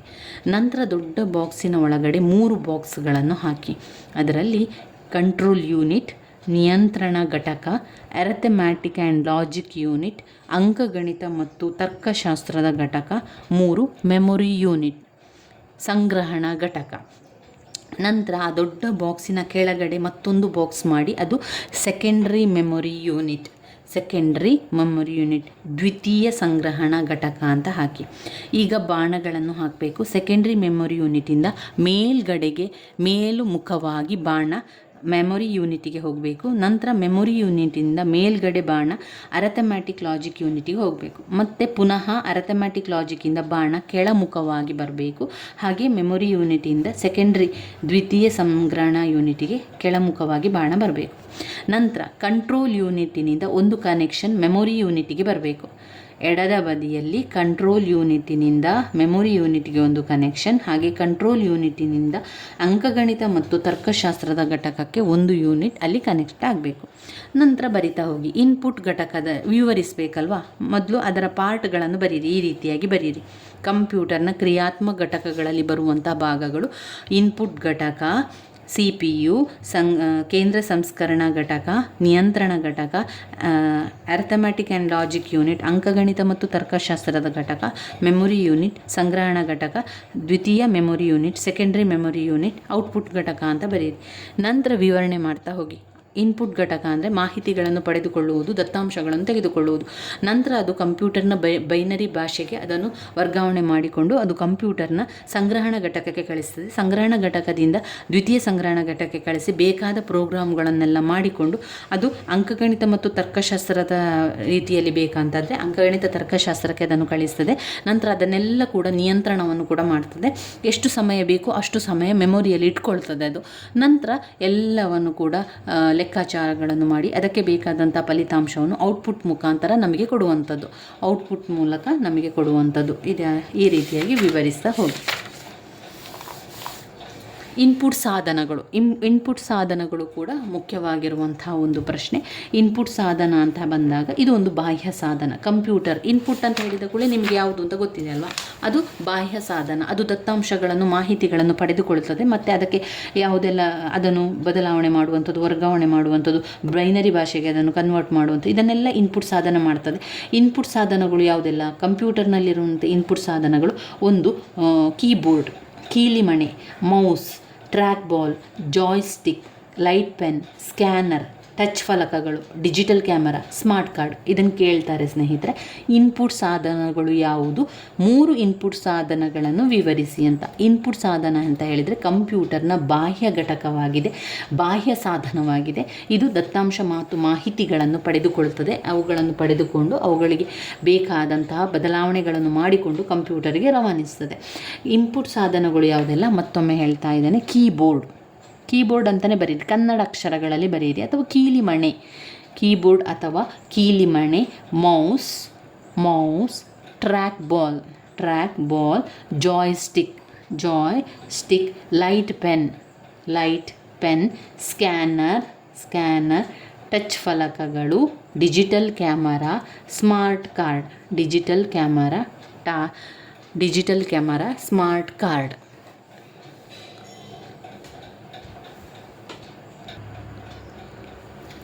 ಇನ್ಪುಟ್ ಸಾಧನಗಳನ್ನು ನೆನಪಲ್ಲಿಟ್ಕೊಳ್ಳಿ. ಕೀಲಿಮಣೆ, keyboard, mouse, trackball, joystick, light pen, scanner, touch ಫಲಕಗಳು, digital camera, smart card. Keyboard ಅಂತ ಹೇಳಿದ ಕೂಡ ಕಂಪ್ಯೂಟರ್ಗೆ ಎಲ್ಲವನ್ನು ಅಂಕಿಗಳನ್ನು ಹಾಕಲಿಕ್ಕೆ, ಅಲ್ಲಿರುವಂಥ ಅಕ್ಷರಗಳನ್ನು ಹಾಕಲಿಕ್ಕೆ, ಯಾವುದಾದ್ರೂ ವರ್ಡ್ಗಳನ್ನು ಬರೀಲಿಕ್ಕೆ ಎಲ್ಲದಕ್ಕೂ ಕೂಡ ನಮಗೆ ಕೀಬೋರ್ಡ್ ತುಂಬಾ ಅವಶ್ಯಕವಾಗಿರುವಂಥದ್ದು. ಅದು ಕೀಬೋರ್ಡ್ನ ಮುಖಾಂತರ ನಾವು ಅದಕ್ಕೆ ಸಂದೇಶವನ್ನು ಅಥವಾ ವಿಚಾರವನ್ನು ಬರಿಬೇಕಾದ್ರೆ ಅದರಲ್ಲಿ ಟೈಪ್ ಮಾಡಿ ಅಲ್ಲಿ ವಿಚಾರಗಳನ್ನು ಹಾಕಿ ಕಳಿಸುವಂಥದ್ದು. ಇನ್ನು ಮೌಸ್ ಎನ್ನುವಂಥದ್ದು ಕಂಪ್ಯೂಟರ್ಗೆ ತುಂಬಾ ಅವಶ್ಯಕವಾಗಿರುವಂಥದ್ದು. ಕಂಪ್ಯೂಟರ್ನಲ್ಲಿರುವಂಥ ವಿಚಾರಗಳು ಒಂದು ಬಾಣದ ಮುಖಾಂತರ ನಮಗೆ ಅದನ್ನು ತೋರಿಸಲಿಕ್ಕೆ, ಆ ಮಾಹಿತಿಯನ್ನು ನಮಗೆ ಒಂದು ಸುಲಭವಾಗಿ ಅನುಕೂಲಕರವಾಗಿ ಬಳಸಲಿಕ್ಕೆ ಇದು ತುಂಬಾ ಸಹಕಾರಿಯಾಗಿದೆ. ಇನ್ನು ಒಂದು ನಿರ್ದಿಷ್ಟ ಸ್ಥಾನವನ್ನು ನಮಗೆ ತೋರಿಸಬೇಕು ಅಂತಂದರೆ ಮೌಸ್ ತುಂಬಾ ಬಳಸುವಂಥದ್ದು. ಇದರ ಪ್ರಯೋಜನಗಳು ಮತ್ತು ಅನಾನುಕೂಲತೆಗಳನ್ನು ಸ್ವಲ್ಪ ಬರೀರಿ ನಿಮಗೆ ಗೊತ್ತಿರುವಂಥ ರೀತಿಯಲ್ಲಿ. ಟ್ರ್ಯಾಕ್ ಬಾಲ್ಸ್ ಅಂತ ಹೇಳಿದರೆ ಮೌಸ್ನ ಕೆಳಗಡೆ ಇರುವಂಥದ್ದು, ಸರ್ಕಲ್ ಆಗಲಿಕ್ಕೆ ಇರುವಂಥದ್ದು. ಟಚ್ ಪ್ಯಾಡ್ಗಳು, ಒಂದು ವೇಳೆ ಮೌಸ್ನ ಬದಲಿಗೆ ಈ ಟಚ್ ಪ್ಯಾಡ್ಗಳನ್ನು ಬಳಸ್ತೇವೆ. ಟಚ್ ಪ್ಯಾಡ್ನ ಮೂಲಕ ಮಾಡಿದರೆ ಆ ಬಾಣಗಳು ಸಿಗ್ತದೆ, ಆ ಒಂದು ಗುರುತನ್ನು ಹಾಕಲಿಕ್ಕೆ ನಮಗೆ ಇದರ ಮೂಲಕ ಸಹಾಯಕ ಆಗ್ತದೆ. ಇನ್ನು ಜಾಯ್ಸ್ಟಿಕ್ ಎನ್ನುವಂಥದ್ದು ಆಟಗಳನ್ನು ಆಡಲಿಕ್ಕೆ, ಯಾವುದಾದ್ರೂ ಆಸ್ಪತ್ರೆಗಳ ಅಲ್ಟ್ರಾಸೌಂಡ್ ಸ್ಕ್ಯಾನರ್ಗಳನ್ನು ಮಾಡಲಿಕ್ಕೆ ಯಾವುದನ್ನು ಜಾಯ್ಸ್ಟಿಕ್, ಕಂಪ್ಯೂಟರ್ ಆಟಗಳನ್ನು ಆಡಲಿಕ್ಕೆ ಮತ್ತು ಆಸ್ಪತ್ರೆಯಲ್ಲಿ ಅಲ್ಟ್ರಾಸೌಂಡ್ ಸ್ಕ್ಯಾನರ್ಗಳನ್ನು ಮಾಡಲಿಕ್ಕೆ ಜಾಯ್ಸ್ಟಿಕ್ಕನ್ನು ಬಳಸ್ತಾರೆ. ಟಚ್ ಸ್ಕ್ರೀನ್ ಅಂತ ಹೇಳಿದರೆ ನಾವು ಬೆರಳುಗಳ ಸಹಾಯದಿಂದ ಎಲ್ಲವನ್ನು ಕೂಡ ಮುಟ್ಟಿಕೊಂಡು ನಮಗೆ ಬೇಕಾದ ಒಂದು ವಿಷಯಗಳಿಗೆ ಟಚ್ ಮಾಡಿ ನಂತರ ನಾವು ಅದನ್ನು ಮಾಡೋದು. ಇದನ್ನು ಎಲ್ಲ ಕಡೆ ಬಳಸ್ತೀವಿ. ಈಗ ಮಾಲ್ಗಳಲ್ಲಿ, ಮಳಿಗೆಗಳಲ್ಲಿ, ಹೋಟೆಲ್ಗಳಲ್ಲಿ, ವಸ್ತು ಸಂಗ್ರಹಾಲಯಗಳಲ್ಲಿ, ಆಮೇಲೆ ATMಗಳಲ್ಲಿ. ನೀವು ಮುಖ್ಯವಾಗಿ ನೀವು ನೋಡಿದರೆ ATM ದುಡ್ಡಿಗಾಗಿ ನಾವು ಹೋದಾಗ ಎಲ್ಲ ಕೂಡ ಅಲ್ಲಿ ನಾವು ಬೆರಳುಗಳ ಸಹಾಯದಿಂದ ಮಾಡುವಂಥದ್ದು, ಅಂದರೆ ಟಚ್ ಸ್ಕ್ರೀನ್, ಅದೆಲ್ಲ ಟಚ್ ಸ್ಕ್ರೀನ್ ಆಗಿರ್ತದೆ. ಇನ್ನು ಬಾರ್ಕೋಡ್ ರೀಡರ್ ನೀವು ಮಾಲ್ಗಳಲ್ಲಿ ಅಥವಾ ನೀವು ಒಂದು ರಿಲಯನ್ಸ್, ಮೋರ್ ಈ ರೀತಿಯ ಒಂದು ಇದಕ್ಕೆ ಹೋದಾಗ ಅಲ್ಲಿ ಏನಾಗ್ತದೆ ಅಂದರೆ ಯಾವುದಾದ್ರೂ ಸಾಮಗ್ರಿ ನೀವು ತಗೊಂಡ್ರೆ ಅದನ್ನು ಬಾರ್ಕೋಡ್ ರೀಡರ್ನ ಮೂಲಕ ಅಲ್ಲಿ ಬೆಲೆ ಕಂಪ್ಯೂಟರ್ಗೆ ಬರ್ತದೆ. ಅಲ್ಲಿ ಅವರು ಟೈಪ್ ಮಾಡಲಿಕ್ಕಿಲ್ಲ, ಅಲ್ಲೇನು ಮಾಡ್ತಾರೆ, ಬಾರ್ಕೋಡ್ ರೀಡರ್ನ ಮೂಲಕ ಒಂದು ಕೆಂಪು ಲೈಟ್ ಬರ್ತದೆ. ಯಾವುದಾದ್ರೂ ಸಾಮಗ್ರಿಯನ್ನು ಈ ರೀತಿ ಇಟ್ಟು ನೋಡಿದಾಗ ಟಿ ಅಂತ ಬಂದು ಆ ಒಂದು ಅಲ್ಲಿರುವಂತಹ ಅದರ ರೇಟ್, ಆ ಸಾಮಗ್ರಿಯ ರೇಟ್ ಕಂಪ್ಯೂಟರ್ನಲ್ಲಿ ಎಂಟ್ರಿ ಆಗ್ತದೆ. ಇದು ಬಾರ್ಕೋಡ್ ರೀಡರ್ ತುಂಬಾ ಸಹಾಯ, ಬೇಗ ಆಗ್ತದೆ ಮತ್ತು ತುಂಬ ವೇಗವಾಗಿ ಮಾಡಲಿಕ್ಕೆ ಸಹ ಆಗ್ತದೆ. ಬೇರೆಯಲ್ಲಿ ಕೂಡ ಇದನ್ನು ಬಳಸಲಿಕ್ಕೆ ಇಲ್ಲ. ಅದಾದಮೇಲೆ ಇವಿಷ್ಟು ಇನ್ಪುಟ್ ಸಾಧನಗಳು ನಿಮಗೆ ಗೊತ್ತಿರಲಿ. ಆಮೇಲೆ ಇದಿದೆ ನೋಡಿ, ಯಾವುದು ಆ ಒಂದು ಸ್ಟಿಕ್, ಕೈ ಸ್ಕ್ಯಾನರ್, ಡಿಜಿಟಲ್ ಕ್ಯಾಮರಾ. ಅದು ಸ್ಟಿಕ್ಕಿನ ಮುಖಾಂತರ ನಾವು ಟಚ್ ಸ್ಕ್ರೀನ್, ಬೆರಳಿನ ಬದಲು ಆ ಒಂದು ಕೋಲನ್ನು ಉಪಯೋಗಿಸಿಕೊಂಡು ಮಾಡುವಂಥದ್ದು. ಇನ್ನು ಇಂಪ್ಯಾಕ್ಟ್ ಮುದ್ರಕಗಳು ಮತ್ತು ನಾನ್ ಇಂಪ್ಯಾಕ್ಟ್ ಮುದ್ರಕಗಳನ್ನು ಕೇಳ್ತಾರೆ. ಇಂಪ್ಯಾಕ್ಟ್ ಮುದ್ರಕ ಅಂದರೆ ಏನು, ನಾನ್ ಇಂಪ್ಯಾಕ್ಟ್ ಮುದ್ರಕ ಅಂದರೆ ಏನು ನೋಡಿ. ಇಂಪ್ಯಾಕ್ಟ್ ಮುದ್ರಕ ಅಂತ ಹೇಳಿದರೆ ಅದು ಅಕ್ಷರಗಳ ಮುದ್ರಕ. ಇಂಪ್ಯಾಕ್ಟ್ ಮುದ್ರಕಗಳು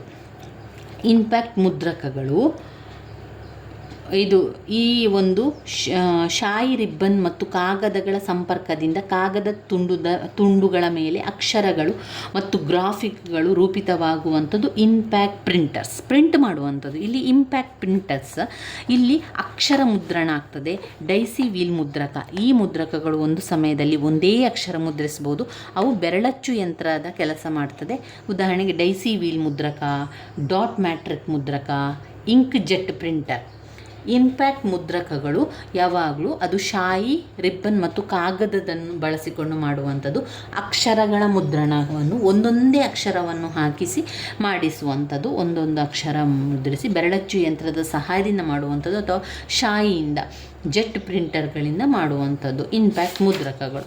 ಆಮೇಲೆ ಅದರ ಪರಿಣಾಮ ಅಲ್ಲದ ಮುದ್ರಕಗಳು, ನಾನ್ ಇಂಪ್ಯಾಕ್ಟ್ ಮುದ್ರಕಕ್ಕೆ ಪರಿಣಾಮ ಅಲ್ಲದ ಮುದ್ರಕ ಅಂತ ಹೇಳುವಂಥದ್ದು. ಇಲ್ಲಿ ಇದು ಪರಿಣಾಮ ಅಲ್ಲದ ಪ್ರಿಂಟರ್ ವಾಸ್ತವವಾಗಿ ಕಾಗದಕ್ಕೆ ಪ್ರಿಂಟ್ ಹೆಡ್ನಿಂದ ಹೊಡೆಯದೆ ಅಕ್ಷರಗಳನ್ನು ಮತ್ತು ಗ್ರಾಫಿಕ್ಗಳನ್ನು ರೂಪಿಸ್ತಾರೆ. ನಾನ್ ಇಂಪ್ಯಾಕ್ಟ್ ಮುದ್ರಕಗಳಲ್ಲಿ ಗ್ರಾಫಿಕ್ಗಳನ್ನು ಬಳಸಿ ಪ್ರಿಂಟನ್ನು ಮಾಡುವಂಥದ್ದು. ಇಲ್ಲಿ ಯಾವುದೇ ರೀತಿಯ ಇಲ್ಲಿ ಅಚ್ಚನ್ನು ಹಾಕಲಿಕ್ಕೆ ಇಲ್ಲ. ಈ ಒಂದು ನಾನ್ ಇಂಪ್ಯಾಕ್ಟ್ ಮುದ್ರಕಗಳು ನಿಶಬ್ದವಾಗಿ ಕೆಲಸ ಮಾಡ್ತದೆ. ಆದರೆ ಇಂಪ್ಯಾಕ್ಟ್ ಮುದ್ರಕ ಹೇಗೆ ಅಂತ ಆದರೆ ಅಚ್ಚು ಮಾಡ್ತಾರೆ ನೋಡಿ, ಟಕ್ ಟಕ್ ಟಕ್ ಟಕ್ ಟಕ್ ಅಂತ ಕೇಳ್ತದೆ.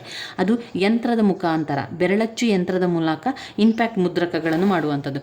ಈ ರೀತಿ 1 0 8 2 3 ಈ ರೀತಿ ಅಂಕೆಗಳನ್ನು ಮಾಡಬೇಕಾದ್ರೆ ಒಂದೊಂದೇ ಅಕ್ಷರವನ್ನು ಅಚ್ಚು ಹಾಕ್ತಾ ಹಾಕ್ತಾ ಹಾಕ್ತಾ ಮಾಡೋದು. ಅದು ಬೆರಳಚ್ಚು ಯಂತ್ರದ ಮೂಲಕ ಟಕ್ ಟಕ್ ಟಕ್ ಟಕ್ ಟಕ್ ಟಕ್ ಅಂತ ಬರ್ತದೆ ನೋಡಿ, ಟಕ್ ಟಕ್ ಟಕ್ ಟಕ್ ಅಂತ ಒಂದು ಸ್ವರ ಬರ್ತದೆ ನೋಡಿ, ಅದು ಇದೆಯಲ್ಲ, ಅದು ಬೆರಳಚ್ಚು ಯಂತ್ರದ ಮೂಲಕ ಮಾಡುವಂಥದ್ದು. ಅದು ಇಂಪ್ಯಾಕ್ಟ್ ಮುದ್ರಕಗಳಲ್ಲಿ.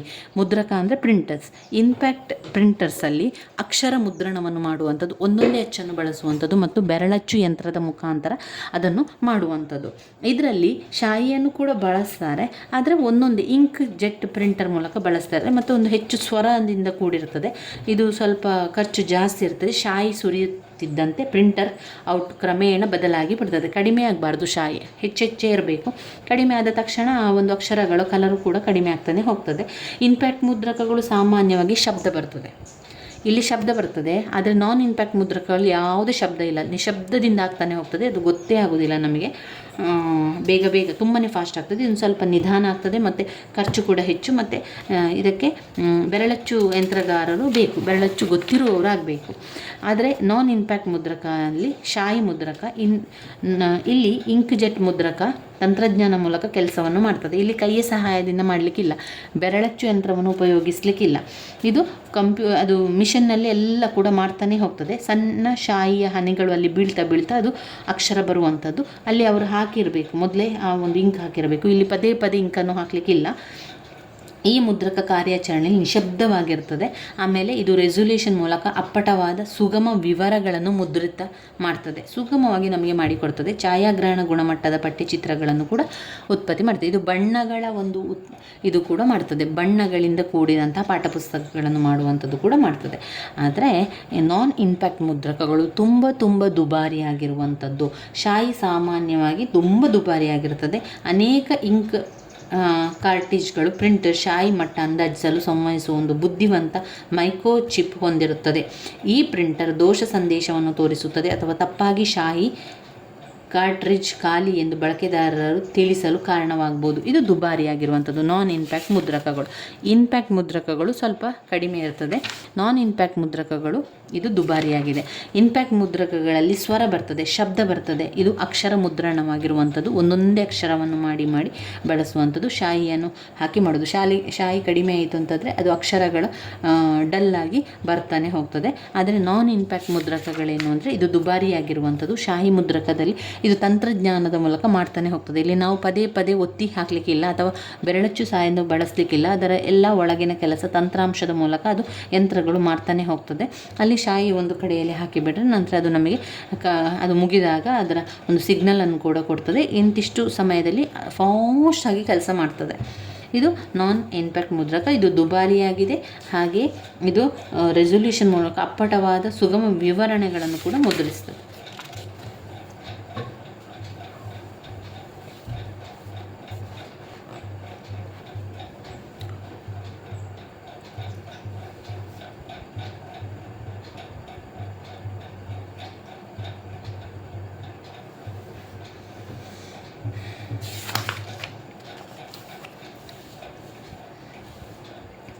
ಇನ್ನು RAM ಮತ್ತು ROM ಬಗ್ಗೆ ನೋಡಿ.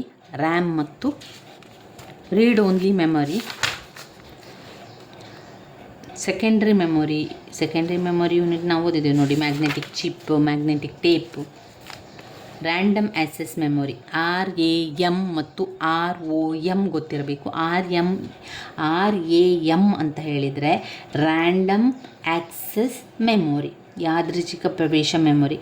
ಈ ಒಂದು ಮೆಮೊರಿಯಲ್ಲಿ ಹೇಗೆ ಎಲ್ಲ ಬಳಸ್ತಾರೆ ಅಂತ ನಾನು ಹೇಳ್ತಾ ಹೋಗ್ತೇನೆ, ಅರ್ಥ ಮಾಡ್ಕೊಳ್ಳಿ.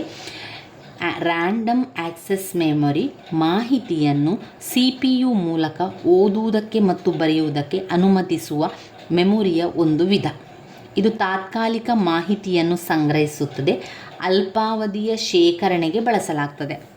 ರ್ಯಾಂಡಮ್ ಆ್ಯಕ್ಸೆಸ್ ಮೆಮೊರಿಯಲ್ಲಿ ತಾತ್ಕಾಲಿಕವಾಗಿ ಮಾಹಿತಿಯನ್ನು ಸಂಗ್ರಹಿಸುತ್ತದೆ ಮತ್ತು ಇದು ತಾತ್ಕಾಲಿಕವಾಗಿ ತೆಗೆದುಕೊಳ್ಳುವುದರಿಂದ ಅಲ್ಪಾವಧಿಯ ಶೇಖರಣೆಗೆ ಬಳಸಲಾಗ್ತದೆ. ಅಲ್ಪಾವಧಿಯ ಶೇಖರಣೆಗೆ ಇದನ್ನು ಬಳಸಲಾಗುವಂಥದ್ದು. ಇನ್ನು ಇದರಲ್ಲಿ ರ್ಯಾಂಡಮ್ ಆ್ಯಕ್ಸೆಸ್ ಮೆಮೊರಿಯಲ್ಲಿ ಮಾಹಿತಿ ವಿದ್ಯುತ್ ಶಕ್ತಿಯ ಮೇಲೆ ಸಂಗ್ರಹಿಸಲಾಗ್ತದೆ. ರ್ಯಾಂಡಮ್ ಆ್ಯಕ್ಸೆಸ್ ಮೆಮೊರಿಯಲ್ಲಿ ವಿದ್ಯುತ್ ಶಕ್ತಿಯನ್ನು ಸಂಗ್ರಹಿಸಲಾಗ್ತದೆ. ವಿದ್ಯುತ್ ಶಕ್ತಿಯ ಮೇಲೆ ಮಾಹಿತಿ ವಿದ್ಯುತ್ ಶಕ್ತಿಯ ಮೇಲೆ ಸಂಗ್ರಹಿಸಲಾಗುತ್ತದೆ. ಬಾಷ್ಪಶೀಲ ಎಂದು ಇದಕ್ಕೆ ಕರೆಯುವಂಥದ್ದು.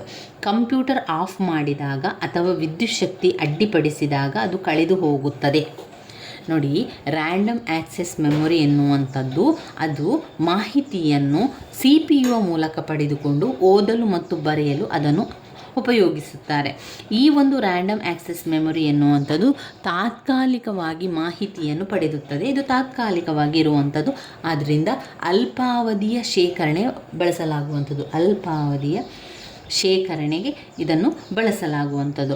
ರ್ಯಾಂಡಮ್ ಆ್ಯಕ್ಸೆಸ್ ಮೆಮೊರಿಯಲ್ಲಿ ಮಾಹಿತಿ ವಿದ್ಯುತ್ ಶಕ್ತಿಯ ಮೇಲೆ ಸಂಗ್ರಹಿಸಲಾಗ್ತದೆ.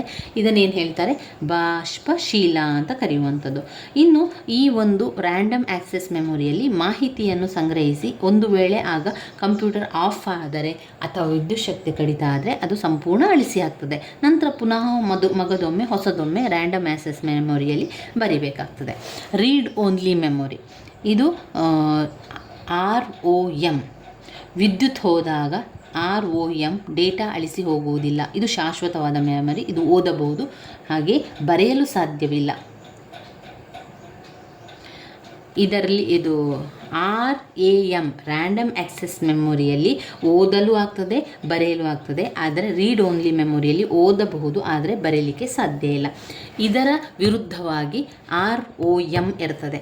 RAM ಮಾಹಿತಿಯನ್ನು CPU ಮೂಲಕ ಪಡೆದುಕೊಂಡು ಓದಲು ಮತ್ತು ಬರೆಯಲು ಸಹಕಾರಿಯಾಗ್ತದೆ. ಆದರೆ ರೀಡ್ ಓನ್ಲಿ ಮೆಮೊರಿಯಲ್ಲಿ ಇಲ್ಲಿ ಬರೆಯಲು ಮಾತ್ರ ಆಗುವಂಥದ್ದು ಓದಲು ಮಾತ್ರ ಸಾಧ್ಯ, ಆದರೆ ಬರೆಯಲು ಸಾಧ್ಯವಿಲ್ಲ. ರೀಡ್ ಓನ್ಲಿ ಮೆಮೊರಿಯಲ್ಲಿ ಓದಬಹುದು, ಆದರೆ ಬರೀಲಿಕ್ಕೆ ಸಾಧ್ಯ ಇಲ್ಲ. ರ್ಯಾಂಡಮ್ ಆ್ಯಕ್ಸೆಸ್ ಮೆಮೊರಿ RAM ಅಲ್ಲಿ ಅದು ಶಾಶ್ವತವಾದ ಮಾಹಿತಿಯನ್ನು ಸಿಗುವುದಿಲ್ಲ. ಇಲ್ಲಿ ತಾತ್ಕಾಲಿಕವಾದ ಮಾಹಿತಿ. RAM ಅಲ್ಲಿ ತಾತ್ಕಾಲಿಕವಾದ ಮಾಹಿತಿ, ROM ಅಲ್ಲಿ ಶಾಶ್ವತವಾದ ಮಾಹಿತಿ. RAM ರ್ಯಾಂಡಮ್ ಆ್ಯಕ್ಸೆಸ್ ಮೆಮೊರಿಯಲ್ಲಿ ತಾತ್ಕಾಲಿಕ ಮಾಹಿತಿ, ROM ಅಲ್ಲಿ ಶಾಶ್ವತವಾದ ಮಾಹಿತಿ. ರ್ಯಾಂಡಮ್ ಆ್ಯಕ್ಸೆಸ್ ಮೆಮೊರಿಯಲ್ಲಿ ಅಲ್ಪಾವಧಿಯ ಶೇಖರಣೆ ಬಳಸಲಾಗ್ತದೆ, ಇಲ್ಲಿ ದೀರ್ಘಾವಧಿಯ ಶೇಖರಣೆಗೆ ಬಳಸಲಾಗ್ತದೆ. ಇದು ಮಾಹಿತಿಯನ್ನು ವಿದ್ಯುತ್ ಶಕ್ತಿಯ ಮೇಲೆ ಸಂಗ್ರಹಿಸ್ತದೆ. ಇದು ಸಂಪೂರ್ಣ ಕಂಪ್ಯೂಟರ್ ಮೇಲೆ ಸಂಗ್ರಹಿಸ್ತದೆ. ಇದು ವಿದ್ಯುತ್ ಶಕ್ತಿಯ ಮೇಲೆ ಸಂಗ್ರಹಣೆ ಮಾಡಿದರೆ ಇದು ವಿದ್ಯುತ್ ಶಕ್ತಿಯ ಮೇಲೆ ಸಂಗ್ರಹಿಸುವುದಿಲ್ಲ. ಇದು ಕರೆಂಟ್ ಹೋದರೆ, ಕಂಪ್ಯೂಟರ್ ಆಫ್ ಮಾಡಿದರೆ ಸಂಪೂರ್ಣ ಅಳಿಸಿ ಹಾಕ್ತದೆ, ಯಾವುದು ಕೂಡ ಸಿಗೋದಿಲ್ಲ. ಆದರೆ ROM ಅಲ್ಲಿ ಅದು ವಿದ್ಯುತ್ ಶಕ್ತಿಯ ಮೇಲೆ ಇಲ್ಲ. ಆದ್ದರಿಂದ ಕಂಪ್ಯೂಟರ್ ಆಫ್ ಮಾಡಿದರೆ ಅಥವಾ ಅದು ಕಡಿತಗೊಂಡ್ರೆ, ವಿದ್ಯುತ್ ಕಡಿತಗೊಂಡ್ರೆ ಸಂಪೂರ್ಣವಾದ ಮಾಹಿತಿಗಳು ಅಲ್ಲೇ ಇರ್ತದೆ, ಏನೂ ಅಳಿಸಿ ಹೋಗುವುದಿಲ್ಲ, ಏನೂ ಕೂಡ ಅಳಿಸಿ ಹೋಗುವುದಿಲ್ಲ. ಅಷ್ಟು ಗೊತ್ತಿರಲಿ. ರ್ಯಾಂಡಮ್ ಆ್ಯಕ್ಸೆಸ್ ಮೆಮೊರಿ RAM ಮಾಹಿತಿಯನ್ನು ಓದಲು ಮತ್ತು ಬರೆಯಲು ಉಪಯೋಗಿಸ್ತಾರೆ. ತಾತ್ಕಾಲಿಕವಾದ ಮಾಹಿತಿ, ಅಲ್ಪಾವಧಿಯ ಶೇಖರಣೆ ಬಳಸ್ತಾರೆ. ಆಮೇಲೆ ಮಾಹಿತಿಯು ವಿದ್ಯುತ್ ಶಕ್ತಿಯ ಮೇಲೆ ಸಂಗ್ರಹಿಸಲಾಗ್ತದೆ. ಕಂಪ್ಯೂಟರ್ ಆಫ್ ಮಾಡಿದಾಗ ವಿದ್ಯುತ್ ಶಕ್ತಿ ಕಡಿತಾಗ ಸಂಪೂರ್ಣ ಕಳೆದು ಹೋಗ್ತದೆ, ಎಲ್ಲ ಕೂಡ ಅಳಿಸಿ ಹೋಗ್ತದೆ. ROM. ROM ಇದು ಓದಲು ಸಾಧ್ಯ ಇದೆ, ಆದರೆ ಬರೆಯಲು ಸಾಧ್ಯ ಇಲ್ಲ. ಇದು ಶಾಶ್ವತವಾದ ಮಾಹಿತಿಗಳನ್ನು ಸಂಗ್ರಹ ಮಾಡುತ್ತದೆ, ದೀರ್ಘವಾದ ಶೇಖರಣೆಗೆ ಬಳಸಲಾಗ್ತದೆ. ಮಾಹಿತಿಯನ್ನು ವಿದ್ಯುತ್ ಶಕ್ತಿಯ ಮೇಲೆ ಅದನ್ನು ಸಂಗ್ರಹಿಸುವುದಿಲ್ಲ. ಒಂದು ವೇಳೆ ಕಂಪ್ಯೂಟರ್ ಆಫ್ ಆದರೆ, ವಿದ್ಯುತ್ ಶಕ್ತಿ ಕಡಿತ ಆದರೆ ಯಾವುದು ಕೂಡ ಕಳೆದು ಹೋಗುವುದಿಲ್ಲ. ವಿದ್ಯುತ್ ಶಕ್ತಿ ಹೋದಾಗ ROM ಡೇಟಾ ಅಳಿಸಿ ಹೋಗುವುದಿಲ್ಲ, ಎಲ್ಲವೂ ಕೂಡ ಹಾಗೆಯೇ ಇರ್ತದೆ. ಇವಿಷ್ಟು ವಿಚಾರ ನೆನಪಲ್ಲಿ ಇಟ್ಕೊಳ್ಳಿ. ಇನ್ನು ನೆನಪಲ್ಲಿ ಇಟ್ಕೊಳ್ಬೇಕಾಗಿರುವಂಥದ್ದು ದ್ವಿತೀಯ ಶೇಖರಣಾ ಸಾಧನ. ದ್ವಿತೀಯ ಶೇಖರಣಾ ಸಾಧನಗಳಲ್ಲಿ ಪಾಯಿಂಟ್ಸ್ ನೆನಪಲ್ಲಿ ಇಟ್ಕೊಳ್ಳಿ. Magnetic tape, magnetic drum, magnetic disk, hard disk, floppy disk, CD, DVD, pen drive. ಇದನ್ನು ಅವ್ರೇನು ಹೇಳ್ತಾರೆ ಅಂದರೆ ಸೆಕೆಂಡರಿ ಶೇಖರಣಾ ಸಾಧನವನ್ನು ರೇಖಾಚಿತ್ರದ ಮೂಲಕ ತಿಳಿಸಿ ಅಂತ ಕೇಳ್ತಾರೆ. ಆವಾಗ ನಾವು ಚಿತ್ರ ಬರೆದು ನಂತರ ಅದನ್ನು ವಿವರಿಸ್ತಾ ಹೋಗಬೇಕಾಗ್ತದೆ. ಸೆಕೆಂಡ್ರಿ ಶೇಖರಣಾ ಘಟಕಗಳು ಮತ್ತೊಮ್ಮೆ ಹೇಳ್ತೇನೆ. ಮ್ಯಾಗ್ನೆಟಿಕ್ ಟೇಪ್ನ ರೀತಿಯಲ್ಲಿ ಇರ್ತದೆ, ಅದನ್ನು ನೀವು ಅದೇ ವಿವರಿಸ್ತಾ ಹೋಗಿ. ಮ್ಯಾಗ್ನೆಟಿಕ್ ಟೇಪ್ ಎನ್ನುವಂಥದ್ದು ಟೇಪ್ನ ರೀತಿಯಲ್ಲಿ ಚಿತ್ರವನ್ನು ಮಾಡಿ ಅದನ್ನು ಪುನಃ ಬಳಸ್ಬೋದು, ಮ್ಯಾಗ್ನೆಟಿಕ್ ಟೇಪ್. ಅದಾದ ಮೇಲೆ ಮ್ಯಾಗ್ನೆಟಿಕ್ ಡ್ರಮ್, ಅದೊಂದು ಈ ರೀತಿ ಉದ್ದಕ್ಕೆ ಒಂದು ಪ್ಲಾಸ್ಟಿಕ್ ಕುಪ್ಪಿಯ ಥರ ನಮಗೆ ಒಂದು ಬಾಟಲ್ ಥರ ನೀವು ಚಿತ್ರವನ್ನು ಮಾಡಿ, ಮೇಲೆ ಒಂದು ಕಡೆ ಹೀಗೆ ಒಂದು ಸ್ವಲ್ಪ ಮೇಲ್ಗಡೆ, ಕೆಳಗೆಲ್ಲ ತುಂಬ ಬಳ್ಳಿಗಳು, ಇದು ಮ್ಯಾಗ್ನೆಟಿಕ್ ಡ್ರಮ್. ಇದು ದ್ವಿತೀಯ ಶೇಖರಣಾ ಸಾಧನ ಆಗಿರುವಂಥದ್ದು. ಇನ್ನು magnetic tape, magnetic drum, magnetic disk ಯಾವುದೆಲ್ಲ? ಹಾರ್ಡ್ ಡಿಸ್ಕ್ ಮತ್ತು floppy disk. Magnetic disk, hard disk ಮತ್ತು ಫ್ಲಾಪಿ ಡಿಸ್ಕ್. ಹಾರ್ಡ್ ಡಿಸ್ಕ್ ಒಂದು ಸ್ಕ್ವೇರ್ ಅಂತ ಮಾಡಿ,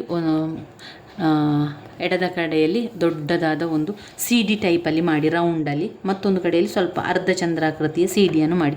ಇದು hard disk. Magnetic tape, magnetic drum, magnetic disk, hard disk and floppy disk. Floppy disk ಕೂಡ ಹೀಗೆ round ಮಾಡಿ ಎಲ್ಲ. ಇದು ಹಾರ್ಡ್ ಡಿಸ್ಕಲ್ಲಿ. ಫ್ಲಾಪಿ ಡಿಸ್ಕ್ ಅಂತ ಹೇಳಿದರೆ ಒಂದು ಟೇಬಲ್ನ ಮೇಲೆ ಒಂದು ಚಕ್ರ, ಅದು ಫ್ಲಾಪಿ ಡಿಸ್ಕ್. ಒಂದು ಟೇಬಲ್ನ ಮೇಲೆ ಒಂದು ಟೇಬಲ್ನ ರೀತಿಯಲ್ಲಿರುವಂಥದ್ದು, ನಂತರ ಅದಕ್ಕೊಂದು ಸಣ್ಣದಾದ ಸ್ವಿಚ್ ಬೋರ್ಡ್ ರೀತಿಯಲ್ಲಿ, ನಂತರ ಮೇಲೆ ಒಂದು ಚಕ್ರವನ್ನು ಮಾಡಿ ಅದಕ್ಕೇನು ಹೇಳ್ತಾರೆ? ಫ್ಲಾಪಿ ಡಿಸ್ಕ್ ಅಂತ ಬರೆಯಿರಿ. ಫ್ಲಾಪಿ ಡಿಸ್ಕ್ ಆದ ಮೇಲೆ CD ನಿಮಗೆ ಮಾಮೂಲು ಗೊತ್ತಿದೆಯಲ್ಲ, ಒಂದು ಸಣ್ಣ ತೂತು, ನಡುವಿನಲ್ಲಿ ಒಂದು ಸಣ್ಣ ತೂತು, ಮತ್ತೊಂದು ದೊಡ್ಡ ಚಕ್ರ, ನಂತರ ಪೆನ್ಸಿಲಲ್ಲಿ ಹೀಗೆ ಶೇಡ್ ಮಾಡಿ, ಪೆನ್ಸಿಲಲ್ಲಿ ಅಥವಾ ಪೆನ್ನಲ್ಲಿ, ಆಯಿತಾ? ಹೇಗೆ ಅಂದರೆ ಮೊದಲು ಒಂದು ರೌಂಡ್ ಹಾಕಿ, ನಂತರ ಈ ರೀತಿ ಒಂದು ರೌಂಡ್ ಹಾಕಿ, ನಂತರ ನಿಮ್ಮ ಪೆನ್ನಲ್ಲಿ ಈ ರೀತಿಯಾಗಿ ಶೇಡ್ ಹಾಕಿ ಅದಕ್ಕೆ ಸುತ್ತಲೂ, ಯಾಕಂದರೆ ಅದು ನಿಮಗೆ ಇದು ಅಂತ ಕಾಣಬೇಕಲ್ಲ ಅಂತ. CD ಅಂತ ಕಾಣಲಿಕ್ಕೆ. ಆಮೇಲೆ DVD ಕೂಡ ಅದೇ ರೀತಿಯಲ್ಲಿ ಮಾಡಿ. ಪೆನ್ ಡ್ರೈವ್ ಅಂತ ಹೇಳಿದರೆ ನೀವು ಒಂದು ಸ್ವಲ್ಪ ಉದ್ದವಾಗಿ ಮಾಡಿ, ಈ ರೀತಿಯಾಗಿ ಮಾಡಿ, ಕೊಡಿಯಲ್ಲಿ ಒಂದು ಸಣ್ಣದು, ಇದು ಸಿಕ್ಕಿಸಲಿಕ್ಕೆ, ನಮಗೆ ಕಂಪ್ಯೂಟರ್ಗೆ ಸಿಕ್ಕಿಸಲಿಕ್ಕೆ ಬೇಕಲ್ವಾ, ಅದಿರುವಂಥದ್ದು.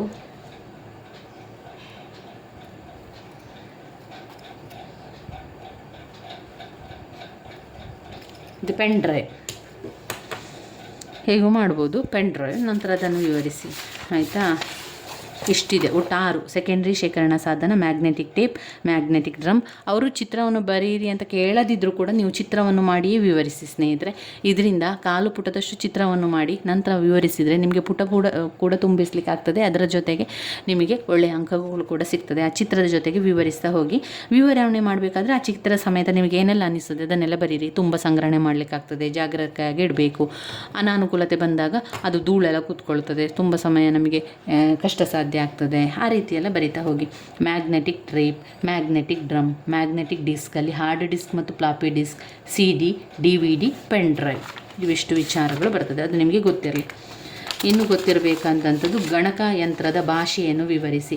ಗಣಕಯಂತ್ರದ ಭಾಷೆ ಯಾವಾಗಲೂ ಅದು ಬೈನರಿ ಭಾಷೆಯನ್ನು ಉಪಯೋಗಿಸುವಂಥದ್ದು. ನಮ್ಮ ರೀತಿಯಲ್ಲಿ ಕನ್ನಡ, ಹಿಂದಿ, ಇಂಗ್ಲೀಷ್ ಈ ರೀತಿಯಾಗಿ ಅದಕ್ಕೆ ಭಾಷೆ ಯಾವುದು ಕೂಡ ಗೊತ್ತಿಲ್ಲ. ಅದಕ್ಕೆ ಗೊತ್ತಿರುವಂಥದ್ದು ಒಂದು ಬೈನರಿ ಭಾಷೆ ಮಾತ್ರ. ಗಣಕಯಂತ್ರದ ಭಾಷೆಯನ್ನು ವಿವರಿಸಿ ಅಂತ ಕೇಳ್ತಾರೆ. ಗಣಕಯಂತ್ರದ ಭಾಷೆ 2, ಒಂದು ಕೆಳಮಟ್ಟದ ಭಾಷೆ ಮತ್ತು ಹೈ ಲೆವೆಲ್ನ ಭಾಷೆ. ಗಣಕಯಂತ್ರದ ಭಾಷೆಯಲ್ಲಿ ನಾವು ನೋಡುವಂಥದ್ದು 2 ಭಾಷೆ, ನೆನಪಲ್ಲಿ ಇಟ್ಕೊಳ್ಳಿ. ಕೆಳಮಟ್ಟದ ಭಾಷೆ ಮತ್ತು ಹೈ ಲೆವೆಲ್ ಭಾಷೆ. ಕೆಳಮಟ್ಟದ ಭಾಷೆ ಮತ್ತು ಹೈ ಲೆವೆಲ್ ಭಾಷೆ. ಕಂಪ್ಯೂಟರ್ಗೆ ಬಳಸಲಾಗುವಂಥದ್ದು ಅಂಕೆಗಳು 0 ಮತ್ತು 1 ಮಾತ್ರ. ಕೆಳಮಟ್ಟದ ಭಾಷೆಯಲ್ಲಿ ಮತ್ತೆರಡು ಭಾಷೆ, ಅದು ಯಂತ್ರದ ಭಾಷೆ ಮತ್ತು ಅಸೆಂಬ್ಲಿ ಭಾಷೆ. ಯಂತ್ರದ ಭಾಷೆ ಅಂದರೆ ಮಿಷಿನ್ನ ಭಾಷೆ, ಬೈನರಿ ಭಾಷೆಯನ್ನು ಯಂತ್ರದ ಭಾಷೆ ಅಂತ ಹೇಳುವಂಥದ್ದು. 0 ಮತ್ತು 1 ಅದನ್ನು ಬಳಸುವಂಥದ್ದು.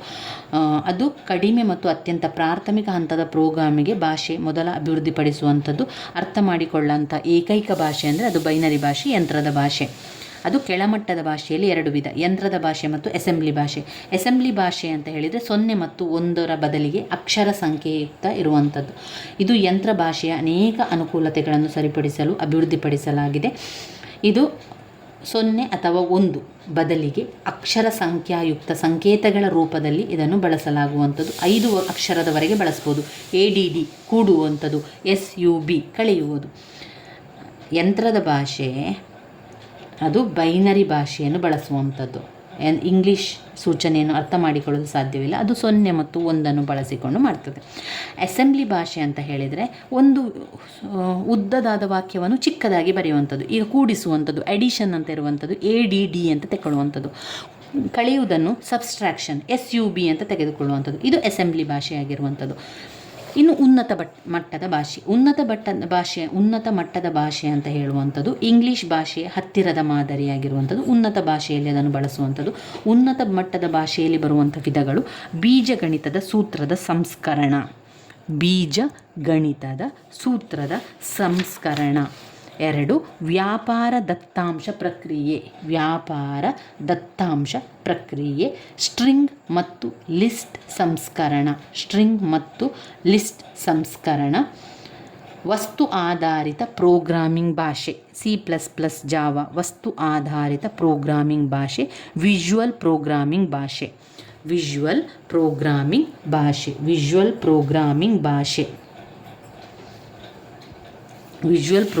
ಭಾಷೆ ಉನ್ನತ ಮಟ್ಟದ ಭಾಷೆಯಲ್ಲಿ ಬರುವಂಥದ್ದು. ಉನ್ನತ ಮಟ್ಟದ ಭಾಷೆ, ಮತ್ತೊಮ್ಮೆ ಹೇಳ್ತಾ ಹೋಗ್ತೇನೆ, ಗಣಕಯಂತ್ರದ ಭಾಷೆಗಳಲ್ಲಿ 2 ವಿಧ: ಕೆಳಮಟ್ಟದ ಭಾಷೆ ಮತ್ತು ಹೈ ಲೆವೆಲ್ ಭಾಷೆ. ಅಂದರೆ ಉನ್ನತ ಮಟ್ಟದ ಭಾಷೆ, ಕೆಳಮಟ್ಟದ ಭಾಷೆ ಮತ್ತು ಹೈ ಲೆವೆಲ್ ಭಾಷೆ ಅಂತ 2 ಭಾಷೆಯನ್ನು ನೀವು ಬರೀಬೇಕು. ಕೆಳಮಟ್ಟದ ಭಾಷೆಯಲ್ಲಿ 2 ವಿಧ, ಅದು ಯಂತ್ರದ ಭಾಷೆ ಮತ್ತು ಅಸೆಂಬ್ಲಿ ಭಾಷೆ. ಯಂತ್ರದ ಭಾಷೆ ಬೈನರಿ ಭಾಷೆ, ಕಂಪ್ಯೂಟರಿಗೆ ಗೊತ್ತಿರುವಂಥ ಏಕೈಕ ಭಾಷೆ ಅಂದರೆ ಬೈನರಿ ಭಾಷೆ. ಅದನ್ನು 0 ಮತ್ತು 1 ಮುಖಾಂತರವೇ ಎಲ್ಲದಕ್ಕೂ ಕೂಡ ಬಳಸುವಂಥದ್ದು. ಅದು ಯಂತ್ರದ ಭಾಷೆಯಲ್ಲಿ ಬರ್ತದೆ. ಗಣಕಯಂತ್ರದ ಭಾಷೆಗಳಲ್ಲಿ 2 ವಿಧ: ಕೆಳಮಟ್ಟದ ಭಾಷೆ ಮತ್ತು ಹೈ ಲೆವೆಲ್ ಭಾಷೆ ಅಥವಾ ಉನ್ನತ ಮಟ್ಟದ ಭಾಷೆ, ಹೈ ಲೆವೆಲ್ ಭಾಷೆ ಅಥವಾ ಉನ್ನತ ಮಟ್ಟದ ಭಾಷೆ. ಕೆಳಮಟ್ಟದ ಭಾಷೆಯಲ್ಲಿ 2 ವಿಧ: ಯಂತ್ರದ ಭಾಷೆ ಮತ್ತು ಅಸೆಂಬ್ಲಿ ಭಾಷೆ. ಯಂತ್ರದ ಭಾಷೆ ಅಂತ ಹೇಳಿದರೆ ಅದು ಬೈನರಿ ಭಾಷೆ, ಯಂತ್ರಕ್ಕೆ ಗೊತ್ತಾಗುವಂಥದ್ದು, ಕಂಪ್ಯೂಟರಿಗೆ ಅರ್ಥ ಮಾಡಿಕೊಳ್ಳಬಹುದಾದಂಥ ಏಕೈಕ ಭಾಷೆ ಅಂತ ಹೇಳಿದರೆ ಅದು ಬೈನರಿ ಭಾಷೆಗಳು, ಅದು ಬಿಟ್ಸ್. ಬೈನರಿ ಭಾಷೆ ಬಿಟ್ಸಲ್ಲಿ ಬರುವಂಥದ್ದು. 0 ಮತ್ತು 1 ಮಾತ್ರ ಅದು ತೆಗೆದುಕೊಂಡು ಭಾಷೆಯನ್ನು ಬಳಸುವಂಥದ್ದು. ಇನ್ನು ಅಸೆಂಬ್ಲಿ ಭಾಷೆ ಅಂತ ಹೇಳಿದರೆ ಇದರಲ್ಲಿ ಅವರು 0 ಮತ್ತು 1 ಬದಲಿಗೆ ಏನನ್ನು ಮಾಡ್ತಾರೆ ಅಂತ ಹೇಳಿದರೆ ಒಂದು ವಾಕ್ಯದ ಅರ್ಧವಾಗಿ ತಗೊಳ್ಳೋದು. ಎಡಿಷನ್ ಮಾಡು ಅಂತ ಹೇಳೋದಕ್ಕೆ ADD ಅಂತ ತಗೊಳ್ಳುವಂಥದ್ದು. ಸಬ್ಸ್ಟ್ರಾಕ್ಷನ್ ಅಂತ ಬರೆಯೋದಕ್ಕೆ SUB ಅಂತ ಬರೆಯುವಂಥದ್ದು. ಆ್ಯಡ್ ಅಂದರೆ ಕೂಡುವುದು, ಸಬ್ ಅಂದರೆ ಕಳೆಯುವಂಥದ್ದು. ಈ ರೀತಿಯ ಭಾಷೆ ಇದೆಯಲ್ಲ ಅದು ಅಸೆಂಬ್ಲಿ ಭಾಷೆಗೆ ಬರ್ತದೆ. ಇನ್ನು ಉನ್ನತ ಮಟ್ಟದ ಭಾಷೆ ಅಥವಾ ಹೈ ಲೆವೆಲ್ ಭಾಷೆಯಲ್ಲಿ ಬೇರೆ ಬೇರೆ ವಿಧಗಳಿದೆ. ಅದು ಇಂಗ್ಲೀಷ್ ಭಾಷೆಯ ಹತ್ತಿರದ ಮಾದರಿಗಳಾಗಿರ್ತದೆ.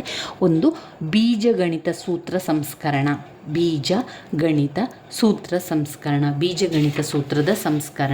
ವ್ಯಾಪಾರ ದತ್ತಾಂಶ ಪ್ರಕ್ರಿಯೆ. 3, ಸ್ಟ್ರಿಂಗ್ ಮತ್ತು ಲಿಸ್ಟ್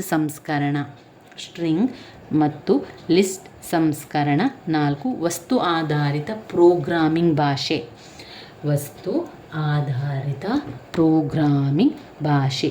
ಮತ್ತು ವಿಜುವಲ್ ಪ್ರೋಗ್ರಾಮಿಂಗ್ ಭಾಷೆ.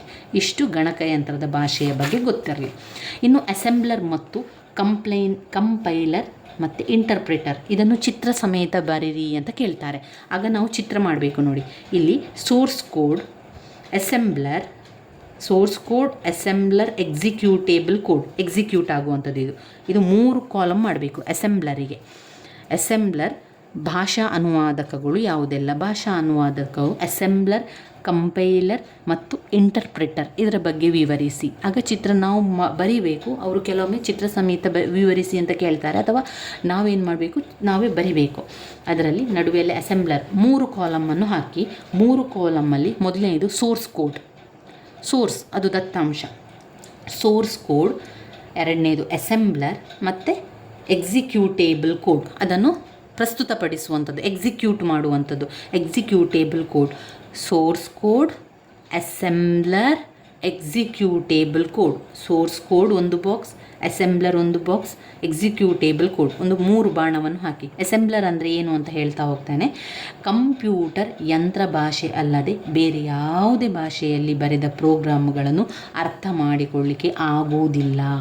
ಇದರ ಭಾಷೆಗಳಲ್ಲಿ ಬರೆದ ಕಾರ್ಯಕ್ರಮಗಳನ್ನು ಮಾತ್ರ ಅದು ತೆಗೆದುಕೊಂಡು, ಯಂತ್ರದ ಭಾಷೆಯನ್ನು ಮಾತ್ರ ಅದು ತೆಗೆದುಕೊಂಡು ಯಾವುದೇ ರೀತಿಯ ಕೆಲಸಗಳನ್ನು ಮಾಡ್ತದೆ. ಇಂತಹ ಅನುವಾದ ತಂತ್ರಾಂಶ ಸಹಾಯದಿಂದ ನಡೆಸಲಾಗ್ತದೆ. ಅಸೆಂಬ್ಲಿ ಭಾಷೆಯ ಕಾರ್ಯಕ್ರಮಗಳನ್ನು ಯಂತ್ರ ಭಾಷೆಗೆ ಅನುವಾದಿಸಲು ಅಸೆಂಬ್ಲರ್ ಎನ್ನುವ ತಂತ್ರಾಂಶವನ್ನು ಬಳಸ್ತದೆ. ಈಗ ಯಂತ್ರದ ಭಾಷೆಯ ಮೂಲಕ, ಅಂದರೆ ಯಂತ್ರದ ಭಾಷೆ ಯಾವುದು? ಬೈನರಿ ಭಾಷೆ, ಬಿಟ್. ಅದರ ಮುಖಾಂತರ ಮಾತ್ರ 0 ಮತ್ತು 1 ಮಾತ್ರ ಬಳಸಿಕೊಂಡು ಅದು ಮಾಡ್ತದೆ. ಒಂದು ವೇಳೆ ಅನುವಾದವನ್ನು ಮಾಡಿಕೊಟ್ರೆ ಆವಾಗ ಅದು ತೆಗೆದುಕೊಳ್ತದೆ. ಈಗ ಅಸೆಂಬ್ಲಿ ಭಾಷೆಯನ್ನು ಅದಕ್ಕೆ ಅನುವಾದವನ್ನು ಮಾಡಿ ಆ ಒಂದು ತಂತ್ರಾಂಶವನ್ನು ಬಳಸಿಕೊಂಡು ಕಂಪ್ಯೂಟರ್ಗೆ ಕೊಟ್ಟರೆ ಆಗ ಅದು ನಮಗೆ ಭಾಷೆಯನ್ನು ತಗೊಳ್ತದೆ. ಆ ಅಸೆಂಬ್ಲರ್ ಭಾಷೆ ಅಂತ ಹೇಳುವಂಥದ್ದು ಅರ್ಧ. ಆ್ಯಡ್ ಅಂದರೆ ಅಡಿಷನ್, ಸಬ್ ಅಂದರೆ ಸಬ್ಸ್ಟ್ರಾಕ್ಷನ್. ಇದೇ ರೀತಿಯಲ್ಲಿ ಅರ್ಧವಾಗಿ ವಾಕ್ಯದ ಅರ್ಧ ಪದವನ್ನು ಬಳಸಿ ಮಾಡುವಂಥದ್ದಿದೆಲ್ಲ ಅದು ಅಸೆಂಬ್ಲರ್ ಭಾಷೆಯಲ್ಲಿ ಬರ್ತದೆ. ಈ ರೀತಿಯ ಅಸೆಂಬ್ಲರ್ ಭಾಷೆಯು ಒಂದು ಪಾಸ್ ಅಸೆಂಬ್ಲರ್ ಏಕಕಾಲದಲ್ಲಿ ಅಸೆಂಬ್ಲಿ ಭಾಷೆಯನ್ನು ಯಂತ್ರ ಭಾಷೆಗೆ ಭಾಷಾಂತರಿಸ್ತದೆ. 2 ಪಾಸ್ ಅಸೆಂಬ್ಲರ್ 2 ಬಾರಿ ಮೂಲ ಕೋಡ್ ಓದುವ ಅಸೆಂಬ್ಲರ್ ಆಗಿದೆ. ಮೊದಲು ಪಾಸ್ ಎಲ್ಲ ಅಸ್ಥಿರ ಮೆಮೊರಿ ವಿಳಾಸಗಳನ್ನು ಕೂಡ ಓದ್ತದೆ. ಇದು ಅಸೆಂಬ್ಲರ್ನ ವಿಚಾರ.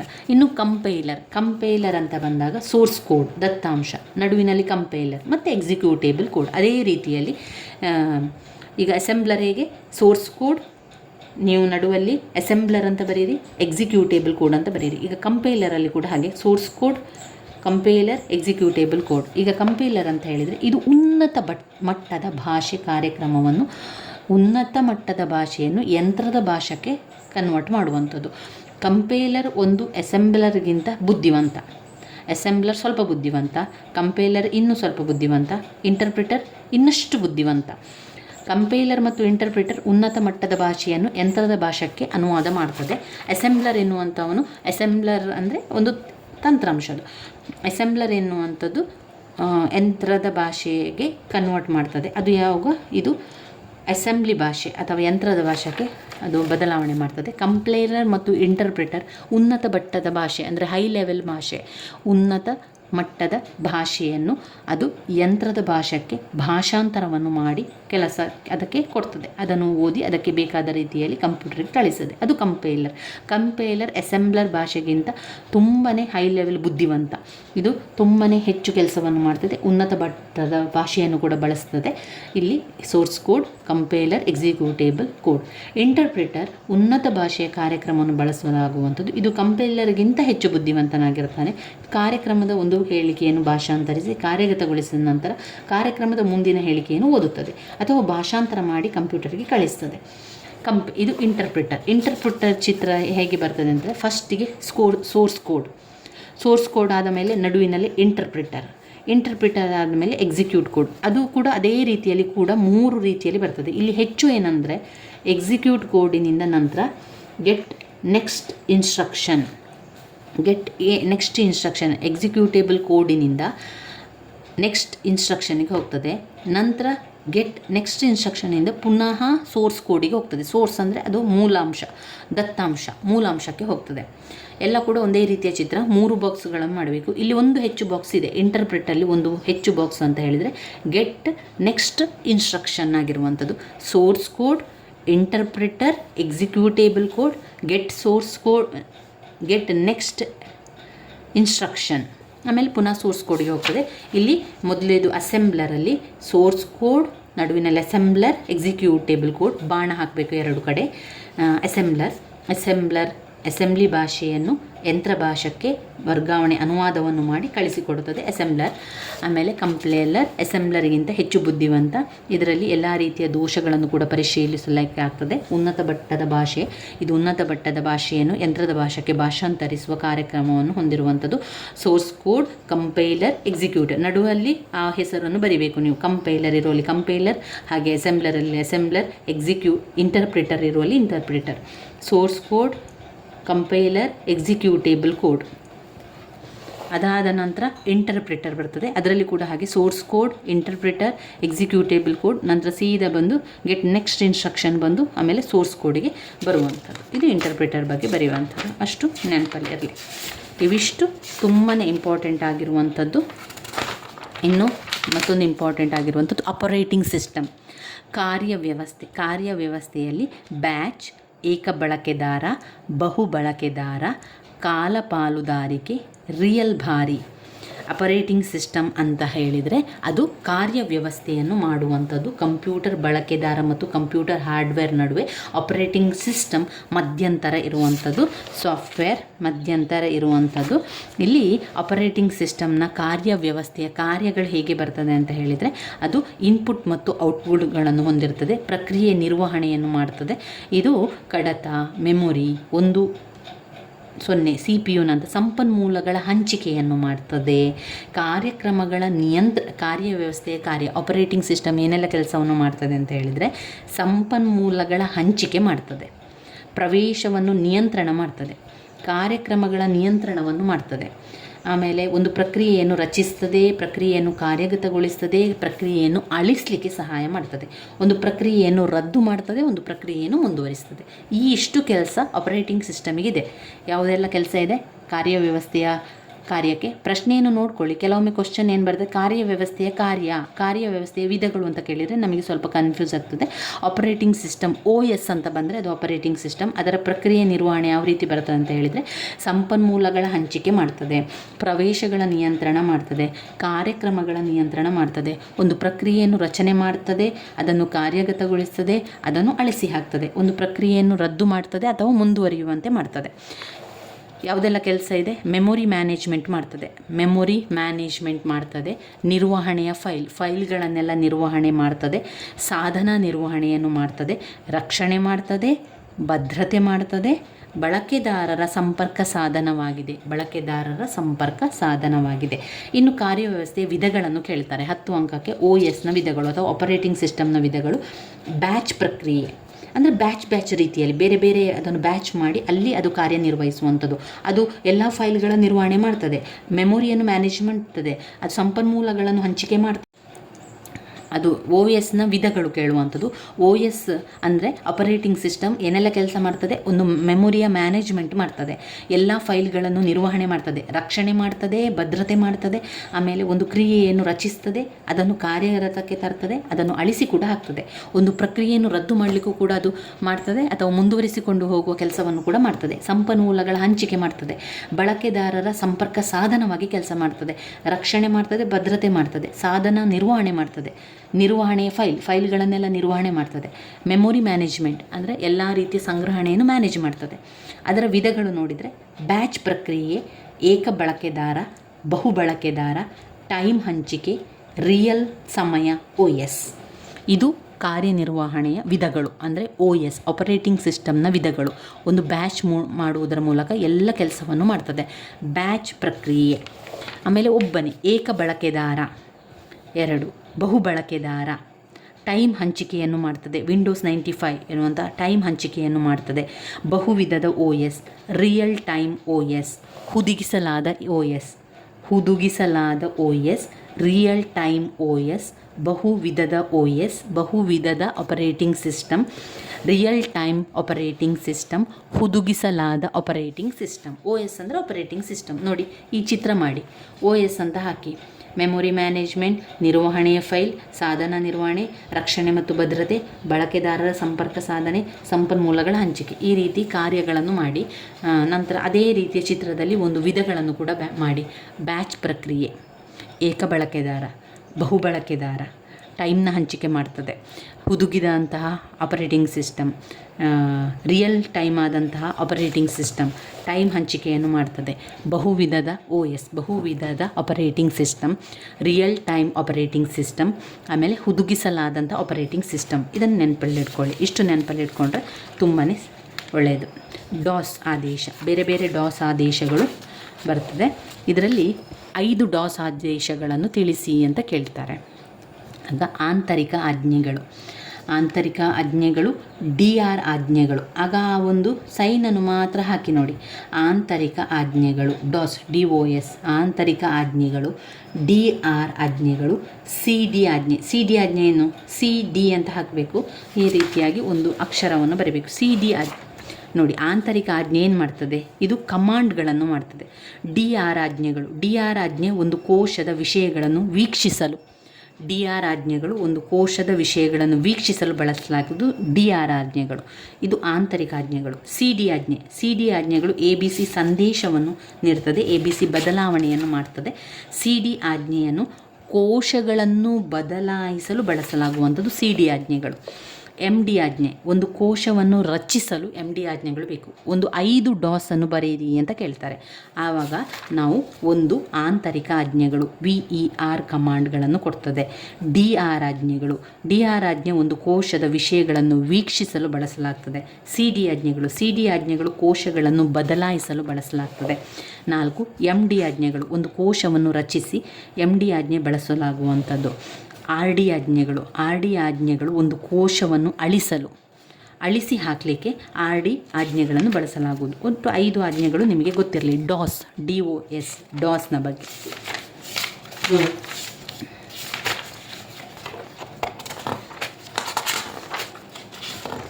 ಆಮೇಲೆ ವೈರಸ್ ಇದು ಗೊತ್ತಿರಲಿ. ವೈರಸ್ ವಿಧಗಳು, ಬೇರೆ ಬೇರೆ ವೈರಸ್ ಇದೆ. ಯಾವುದೆಲ್ಲ ವೈರಸ್?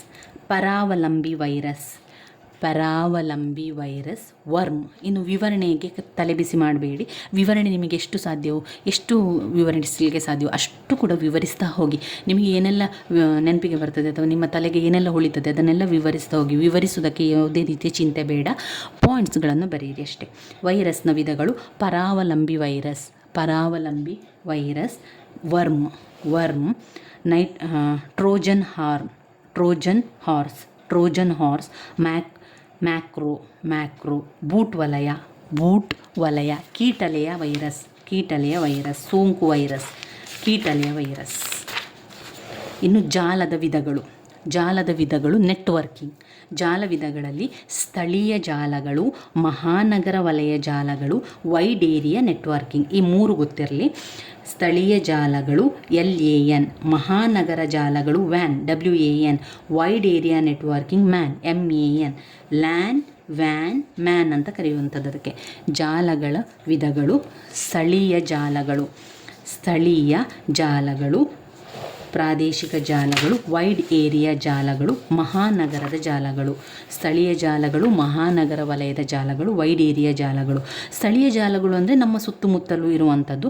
ಅವುಗಳ ಗಾತ್ರ, ಅವುಗಳ ಸಂವಹನ ತಂತ್ರಜ್ಞಾನ, ತಮ್ಮ ಟಪಾಲಜಿ ಅಂದರೆ ನಮ್ಮ ಸುತ್ತಮುತ್ತಲೂ ಕೇಬಲ್ಗಳನ್ನು ಕಳಿಸಿ ಮಾಡುವಂಥದ್ದು ಸ್ಥಳೀಯ ಜಾಲಗಳು. ಮಹಾನಗರ ವಲಯದ ಜಾಲಗಳು ಅಂದರೆ ಅದು ತುಂಬ ದೊಡ್ಡ ಪೇಟೆಗಳಲ್ಲೆಲ್ಲ, ಸಿಟಿಗಳಲ್ಲೆಲ್ಲ ಅದನ್ನು ಬಳಸುವಂಥದ್ದು ಮಹಾನಗರ ವಲಯದ ಜಾಲಗಳು. ಮಹಾನಗರ ವಲಯದ ಜಾಲಗಳು MAN. ಲೋಕಲ್ LAN, ಸ್ಥಳೀಯ ವಲಯ ಜಾಲಗಳು. ವೈಡ್ ಏರಿಯಾ ಜಾಲಗಳು ಅಂದರೆ WAN, ಅದು ಬೃಹತ್ ಭೌಗೋಳಿಕ ಪ್ರದೇಶ ಅಂದರೆ ಕಾಡುಗಳಿಂದ ಹಿಡಿದು ನಮ್ಮ ಇಡೀ ವಿಶ್ವಕ್ಕೆ, ಇಡೀ ಭೌಗೋಳಿಕ ಪ್ರದೇಶಕ್ಕೆ ಬರುವಂಥದ್ದು ವೈಡ್ ಏರಿಯಾ ನೆಟ್ವರ್ಕ್. ಎಲ್ಲ ನೆಟ್ವರ್ಕ್ ಬರುವಂಥದ್ದು, ಅದು ಇಡೀ ಕೇಬಲ್ಗಳನ್ನು ತೆಗೆದುಕೊಂಡು ಹೋಗಿ ಎಲ್ಲ ಕಡೆಗೆ ಬರುವಂತಹ ಒಂದು ನೆಟ್ವರ್ಕ್. ಜಾಲದ ವಿಧಗಳು: ನೆಟ್ವರ್ಕಿಂಗ್, ಸ್ಥಳೀಯ ಜಾಲಗಳು LAN, ಮಹಾನಗರ ವಲಯ ಜಾಲಗಳು MAN, wide area networking WAN.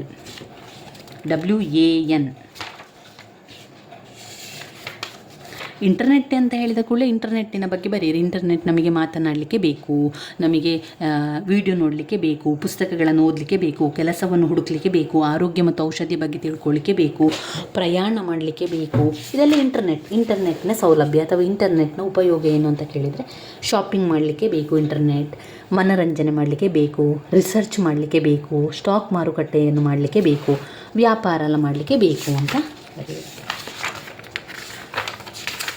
ಇನ್ನು ನಾವೊಂದು ನೋಡುವ ಸೈಬರ್ ಕಾನೂನು. ಸೈಬರ್ ಕಾನೂನು ಅಂತ ಹೇಳಿದ ಕೂಡಲೇ ಎಲ್ಲ ರೀತಿಯ ಸೈಬರ್ ಅಲ್ಲಿ ಮಹಿಳೆಯರಿಗೆ ಆಗುವ ಮೋಸಗಳು, ಮಕ್ಕಳಿಗೆ ಆಗುವಂಥ ಮೋಸಗಳು, ಸೈಬರ್ನಲ್ಲಿ ಆಗುವಂಥ ತೊಂದರೆಗಳ ಬಗ್ಗೆ ಹೇಳುವಂಥದ್ದು. ಅದು ಸೈಬರ್ ಕಾನೂನು ಅಂತ ಹೇಳಿದರೆ ಅದಕ್ಕಿರುವಂಥ ರಕ್ಷಣೆ ಮಾಡಲಿಕ್ಕೆ ಇರುವಂಥದ್ದು ಸೈಬರ್ ಕಾನೂನು. ನೆಟ್ವರ್ಕ್ ಟಪಾಲಜಿಯನ್ನು ನೆನಪಿಟ್ಕೊಳ್ಳಿ. ನೆಟ್ವರ್ಕ್ ಟಪಾಲಜಿಯಲ್ಲಿ 3 ರೀತಿಯ network topology: bus topology, ring topology, star topology. Topology ಕಂಪ್ಯೂಟರ್ನ ಸಂಪರ್ಕ ಪಡೆಯುವಂಥ ವ್ಯವಹಾರ ಮಾಡುವಂಥದ್ದು. ಬಸ್ ಟಪಾಲಜಿಯಲ್ಲಿ ಒಂದೇ ಕೇಬಲ್ಗಳನ್ನು ಬಳಸಿಕೊಂಡು ಎಲ್ಲ ನೆಟ್ವರ್ಕನ್ನು ಕಳಿಸಿಕೊಡುವಂಥದ್ದು ಬಸ್ ಟಪಾಲಜಿಯಲ್ಲಿ. ಕೇಬಲ್ ತುಂಬ ಬೇಡ, ಇದಕ್ಕೆ ಕಡಿಮೆ ಖರ್ಚಿನಲ್ಲಿ ಆಗ್ತದೆ. ಸ್ಟಾರ್ ಟಪಾಲಜಿ ಹಾಗೆಲ್ಲ ಒಂದು ಹಬ್ಸ್ ಇರ್ತದಲ್ವ, ಪ್ರತಿಯೊಂದು ಕಂಪ್ಯೂಟರ್ಗೆ ಪ್ರತ್ಯೇಕವಾದ ಕೇಬಲ್, ಎಲ್ಲದಕ್ಕೂ ಕೂಡ ಬೇರೆ ಬೇರೆ ಕೇಬಲ್. ಆದ್ದರಿಂದ ಇದು ಖರ್ಚು ಜಾಸ್ತಿ, ಇದು ದುಬಾರಿ. ಇದು ವಿಫಲ ಆದರೆ ಮತ್ತೆ ಎಲ್ಲ ಕೂಡ ಕೆಲಸ ಮಾಡ್ತಾನೆ ಇರ್ತದೆ, ಏನು ತೊಂದರೆ ಇಲ್ಲ. ಆದರೆ ಬಸ್ ಟಪಾಲಜಿಯಲ್ಲಿ ಒಂದು ಕೇಬಲ್ ಕಟ್ಟಾಯಿತು ಅಂತಂದರೆ ಬೇರೆ ಯಾವ ಕೆಲಸ ಆಗೋದಿಲ್ಲ, ಎಲ್ಲ ಕೂಡ ಸ್ಥಗಿತ ಆಗ್ತದೆ. ಆಮೇಲೆ ಅದು ಎಲ್ಲಿ ರಿಪೇರಿ ಬಂದಿದೆ ಅಂತ ನೋಡಲಿಕ್ಕೂ ಕೂಡ ಕಷ್ಟ, ಎಲ್ಲಿ ಹಾಳಾಗಿದೆ ಅಂತ ನೋಡಲಿಕ್ಕೂ ಕೂಡ ಕಷ್ಟ. ರಿಂಗ್ ಟಪಾಲಜಿಯಲ್ಲಿ ಇದನ್ನು ಕೂಡ ಚಿತ್ರ ಸಹಿತ ಬರೆದು ವಿವರಿಸಬೇಕು, ಒಳ್ಳೆಯ ಅಂಕ ಸಿಗ್ತದೆ, ಚಿತ್ರ ಮಾಡಬೇಕು. ಸ್ಟಾರ್ ಟಪಾಲಜಿಯಲ್ಲಿ ಬೇರೆ ಬೇರೆ ಕಂಪ್ಯೂಟರ್, ಇದೆಲ್ಲ ಕಂಪ್ಯೂಟರು, ಬೇರೆ ಬೇರೆ ಕಂಪ್ಯೂಟರ್ಗೆ ಬೇರೆ ಬೇರೆ ಕೇಬಲ್, ಒಂದು ಹಬ್ಸ್ ಇರುವಂಥದ್ದು. ಆಮೇಲೆ ಇಲ್ಲಿ ಬಸ್ಸಲ್ಲಿ ಒಂದು ಮೇನ್ ನೆಟ್ವರ್ಕ್ ಇರ್ತದೆ, ಒಂದೇ ಕೇಬಲ್ ಉದ್ದಕ್ಕೆ ಬಸ್ಸಿನ ರೀತಿಯಲ್ಲಿ ಇರ್ತದೆ. ಅದು ಬಸ್ಸಿನ ರೀತಿಯಲ್ಲಿ ಇರುವಂಥದ್ದು, ಇದೆಲ್ಲ ಕಂಪ್ಯೂಟರು. ಇದು ರಿಂಗ್ ಟಪಾಲಜಿ, ರಿಂಗಿನ ರೀತಿಯಲ್ಲಿ ಎಲ್ಲ ಕಂಪ್ಯೂಟರ್, 4 ಕಂಪ್ಯೂಟರ್ ಮಾಡಿ ಅದು ರಿಂಗಿನ ರೀತಿಯಲ್ಲಿ ಮಾಡಿ. ರಿಂಗಿನ ರೀತಿಯಲ್ಲಿ ಅಂದರೆ 4 ಕಂಪ್ಯೂಟರ್ ಒಂದು ರಿಂಗ್ ಮಾಡಿ ಅದರಲ್ಲಿ 4 ಕಂಪ್ಯೂಟರ್ ಮಾಡಿ ಗೆರೆಯನ್ನು ಹಾಕಿ ಅದು ಎಲ್ಲ ಕೂಡ ಸಂಪರ್ಕ ಹೋಗುವುದು. ಇಲ್ಲಿ ಕೂಡ ಹಾಗೆ ಒಂದು ಕೇಬಲನ್ನು ಬಳಸಿಕೊಂಡು ಎಲ್ಲ ಕಂಪ್ಯೂಟರ್ಗೆ ಹಾಕೋದ್ರಿಂದ ಎಲ್ಲಿಯಾದರೂ ಒಂದು ಕಡೆ ಹಾಳಾದರೆ ಎಲ್ಲಿ ಹಾಳಾಯಿತು ಅಂತ ಗೊತ್ತಾಗೋದಿಲ್ಲ. ಕಡಿಮೆ ನೆಟ್ವರ್ಕ್ ಸಾಕು, ಕಡಿಮೆ ಕೇಬಲ್ ಸಾಕು, ಇದು ಕೂಡ ತುಂಬ ದುಬಾರಿ ಅಲ್ಲ. ಆದರೆ ಸ್ಟಾರ್ ಟಪಾಲಜಿ ಮಾತ್ರ ತುಂಬ ದುಬಾರಿ. ಸೈಬರ್ ಕಾನೂನು ಅಂತ ಹೇಳಿದರೆ, ಸೈಬರ್ ಕಾನೂನು ನಮ್ಮ ಆಡಳಿತ ಕಾನೂನು ಆಗಿದೆ. ಯಾವುದೇ ರೀತಿಯ ತೊಂದರೆ ಆದಾಗ ನಮಗೆ ಅದು ಸಹಾಯ ಮಾಡ್ತದೆ. ಸರಕಾರದಿಂದ ಅನುಮೋದನೆಗೊಂಡಿದೆ, ಒಂದು ನಿರ್ದಿಷ್ಟ ಪ್ರದೇಶದಲ್ಲಿ ಜಾರಿಯಲ್ಲಿರ್ತದೆ. ಆ ಪ್ರದೇಶದ ಎಲ್ಲ ವ್ಯಕ್ತಿಗಳು ಅದನ್ನು ಪಾಲಿಸಬೇಕು. ಒಂದು ವೇಳೆ ಸೈಬರ್ ಕಾನೂನಿನ ಬಗ್ಗೆ ಉಲ್ಲಂಘನೆ ಮಾಡಿದವರಿಗೆ ಸೆರೆವಾಸ ಸಿಗ್ತದೆ, ದಂಡ ಸಿಗ್ತದೆ. ಅದಕ್ಕೆ ಪರಿಹಾರವನ್ನು ಪಾವತನೆ ಮಾಡಲು ಸರ್ಕಾರ ಕ್ರಮವನ್ನು ಕೂಡ ಕೈಗೊಳ್ಳುತ್ತದೆ. ಯಾವಾಗ ಸೈಬರ್ ಕಾನೂನು ಬಳಕೆಯಲ್ಲಿ ಬರ್ತದೆ ಅಂತ ಹೇಳಿದರೆ, ಒಂದು ಸೈಬರ್ ಕ್ರೈಮ್ ಎಲ್ಲ ಬಂದಾಗ, ಆಮೇಲೆ ಎಲೆಕ್ಟ್ರಾನಿಕ್ ಮತ್ತು ಡಿಜಿಟಲ್ ಸಿಗ್ನೇಚರ್ಸ್ಗಳು, ಭೌತಿಕ ಆಸ್ತಿಗಳ ಬಗ್ಗೆ, ಡೇಟಾ ಪ್ರೊಟೆಕ್ಷನ್ ಮತ್ತು ಗೌಪ್ಯತೆ ಬಂದಾಗ ಅದನ್ನು ಬಳಸುವಂಥದ್ದು.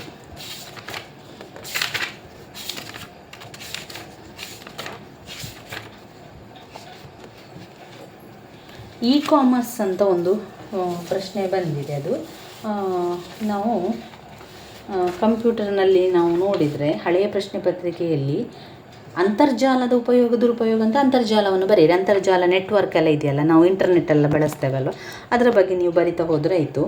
ಆಮೇಲೆ ಏನು ಹೇಳ್ತೇವೆ, ಡಿಜಿಟಲ್ ಕಂಪ್ಯೂಟರ್ ಅಲ್ಲ, ಇ ಕಾಮರ್ಸ್ ವಾಣಿಜ್ಯ ರೀತಿಯಲ್ಲಿ ಅಂತ ಕೇಳಿದರೆ ಅದು ಕೆಲಸದಲ್ಲಿ ವಾಣಿಜ್ಯ ರೀತಿಯಲ್ಲಿ ಯಾವ ರೀತಿ ಕಂಪ್ಯೂಟರನ್ನು ಬಳಸುವಂಥದ್ದು ಅಂತ ಹೇಳಿ. ಆವಾಗ ನಾವು ಏನು ಬರಿಬೇಕು ಅಂತ ಹೇಳಿದರೆ, ಸಂಪೂರ್ಣವಾಗಿ ವ್ಯವಹಾರದಲ್ಲಿ ಏನೆಲ್ಲ ನಾವು ಮಾಡಲಿಕ್ಕೆ ಸಾಧ್ಯ, ವ್ಯವಹಾರಕ್ಕೆ ಲೆಕ್ಕಗಳನ್ನು ಮಾಡಲಿಕ್ಕೆ, ಅಲ್ಲಿ ಸಾಮಗ್ರಿಗಳನ್ನೆಲ್ಲ ಮಾಡಲಿಕ್ಕೆ ಎಷ್ಟು ಖರ್ಚಾಯಿತು ಅಂತ ನೋಡುವಂಥದ್ದು, ಎಷ್ಟು ಬಂತು ಅಂತ ನೋಡೋದು, ಸಂಪೂರ್ಣ ವ್ಯವಹಾರದ ಬಗ್ಗೆ ಯೋಚನೆ ಮಾಡ್ತಾ ಬರೆದ್ರೆ ಆಯಿತು. ಅದು ಇ ಕಾಮರ್ಸ್ಗೆ ಬರ್ತದೆ. ಅಂದರೆ ವ್ಯವಹಾರದಲ್ಲಿ ಕಂಪ್ಯೂಟರನ್ನು ಯಾವ ರೀತಿ ಬಳಸುವಂಥದ್ದು, ಇ ಕಾಮರ್ಸಲ್ಲಿ ಯಾವ ರೀತಿ ಬಳಸುವಂಥದ್ದು, ಸಂಪೂರ್ಣವಾಗಿ ನಾವೇ ಒಂದು ಜನರಲ್ ಆಗಿ ಅದರ ಬಗ್ಗೆ ಬರಿತಾ ಹೋದರೆ ಆಯಿತು. ಯಾವುದೇ ಪ್ರಶ್ನೆಗೂ ಕೂಡ ಬರಿಬೇಕಾದ್ರೆ ನೀವು ಕಂಪ್ಯೂಟರ್ನ ಬಗ್ಗೆ ಒಂದು ಸ್ವಲ್ಪ ಥಿಂಕ್ ಮಾಡಿ, ಯಾವ ರೀತಿ ನಾವು ಬಳಸ್ತೇವೆ, ನಮ್ಮ ಜನರಲ್ ಆಗಿ ಜೀವನದಲ್ಲಿ ನಾವು ಯಾವ ರೀತಿ ಬಳಸ್ತೇವೆ ಎನ್ನುವಂಥದ್ದನ್ನು ನೆನಪು ಮಾಡಿಕೊಂಡು ಬರಿತಾ ಹೋಗಿ. ಯಾವುದನ್ನು ಕೂಡ ಟೆನ್ಷನ್ ಮಾಡಬೇಡಿ, ಆರಾಮದಲ್ಲಿ ಬರೆದು ಬನ್ನಿ. ಎಲ್ಲ ಪ್ರಶ್ನೆಗೂ ಕೂಡ ಉತ್ತರವನ್ನು ಬರೆದು ಬನ್ನಿ. ನಿಮಗೆ ಏನೆಲ್ಲ ವಿವರಿಸಲಿಕ್ಕೆ ಸಾಧ್ಯವೋ ಅದೇ ರೀತಿಯಲ್ಲಿ ಎಲ್ಲದಕ್ಕೂ ಕೂಡ ವಿವರಿಸ್ತಾ ಬನ್ನಿ. ಯಾವುದನ್ನು ಕೂಡ ಸ್ಕಿಪ್ ಮಾಡಬೇಡಿ. ನಿಮಗೇನು ಗೊತ್ತಿದೆ ಅದು ಒಟ್ಟಿನಲ್ಲಿ ಕಂಪ್ಯೂಟರ್ ಅಂದರೆ ಏನು, ಅದು ಒಂದು ಯಂತ್ರ. ಅದಕ್ಕೆ ತಂತ್ರಾಂಶವನ್ನು ಹಾಕಿದರೆ ಮಾತ್ರ ಅದು ವರ್ಕ್ ಆಗುವಂಥದ್ದು. ಅದಕ್ಕೆ ಅದರದೇ ಭಾಷೆ ಇದೆ, ಅದನ್ನು ಆಪರೇಟಿಂಗ್ ಸಿಸ್ಟಮ್, ಅದು ಏನಾದರೂ ಒಂದು ವಿಚಾರ ಕೊಟ್ಟರೆ ಮಾತ್ರ ಅದು ನಮಗೆ ಫಲಿತಾಂಶವನ್ನು ಕೊಡುವಂಥದ್ದು. ಅದು ಯಾವತ್ತೂ ತಪ್ಪು ಮಾಹಿತಿಯನ್ನು ಕೊಡುವುದಿಲ್ಲ, ನಮಗೆ ಅದು ಸರಿಯಾದ ಮಾಹಿತಿಯನ್ನೇ ಕೊಡ್ತದೆ. ನಾವು ಈ ಇಂಟರ್ನೆಟ್ಟಿನಿಂದಾಗಿ ಅಥವಾ ಕಂಪ್ಯೂಟರ್ನಿಂದಾಗಿ ತುಂಬಾ ನಮಗಿದು ಸಹಾಯ ಆಗಿದೆ ಅಲ್ವಾ. ಅದನ್ನೆಲ್ಲ ಯೋಚನೆ ಮಾಡ್ತಾ, ಅದನ್ನೆಲ್ಲ ಗ್ರಹಿಸ್ತಾ ನಾವು ಯಾವ ರೀತಿ ಅದನ್ನು ಬಳಕೆ ಮಾಡ್ತೇವೆ ಅದನ್ನೆಲ್ಲ ಬರಿತಾ ಹೋಗಿ. ಒಂದು ಮನರಂಜನೆಗೂ ಕೂಡ ಕಂಪ್ಯೂಟರ್ ಬೇಕು, ಆಟ ಆಡಲಿಕ್ಕೂ ಕಂಪ್ಯೂಟರ್ ಬೇಕು, ಚಿತ್ರ ಮಾಡಲಿಕ್ಕೂ ಕೂಡ ಕಂಪ್ಯೂಟರ್ ಬಳಸ್ತೇವೆ. ಮಕ್ಕಳು ಕೂಡ ಅದನ್ನು ಎಲ್ಲ ರೀತಿಯ ಉಪಯೋಗವನ್ನು ಮಾಡ್ತಾರೆ. ನಾವು ಒಂದು ಸಿನಿಮಾ ನೋಡಲಿಕ್ಕೂ ಕೂಡ ಮಾಡ್ತೇವೆ, ಸಿನಿಮಾವನ್ನು ಕೂಡ ನೋಡ್ತೇವೆ, ಸಂಗೀತ ಕೇಳ್ತೇವೆ, ನೃತ್ಯಗಳನ್ನು ತರಗತಿಗಳನ್ನು ಮಾಡ್ತೇವೆ, ತರಬೇತಿಗಳನ್ನೆಲ್ಲ ಅದರಲ್ಲಿ ಸಿಗ್ತದೆ. ಇದನ್ನೆಲ್ಲ ನೆನಪಲ್ಲಿಟ್ಕೊಂಡು ಯೋಚನೆ ಮಾಡಿಕೊಂಡು ಬರಿತಾ ಹೋಗಿ ಸ್ನೇಹಿತರೆ. ನನ್ನ ವೀಡಿಯೋಸ್ ಎಲ್ಲ ನಿಮಗೆ ಇಷ್ಟ ಆಗಿದ್ದರೆ ಲೈಕ್ ಕೊಡಿ, ಶೇರ್ ಮಾಡಿ, ಹಾಗೆ ಸಬ್ಸ್ಕ್ರೈಬ್ ಮಾಡಲಿಕ್ಕೆ ಮರಿಬೇಡಿ. ಧನ್ಯವಾದಗಳು.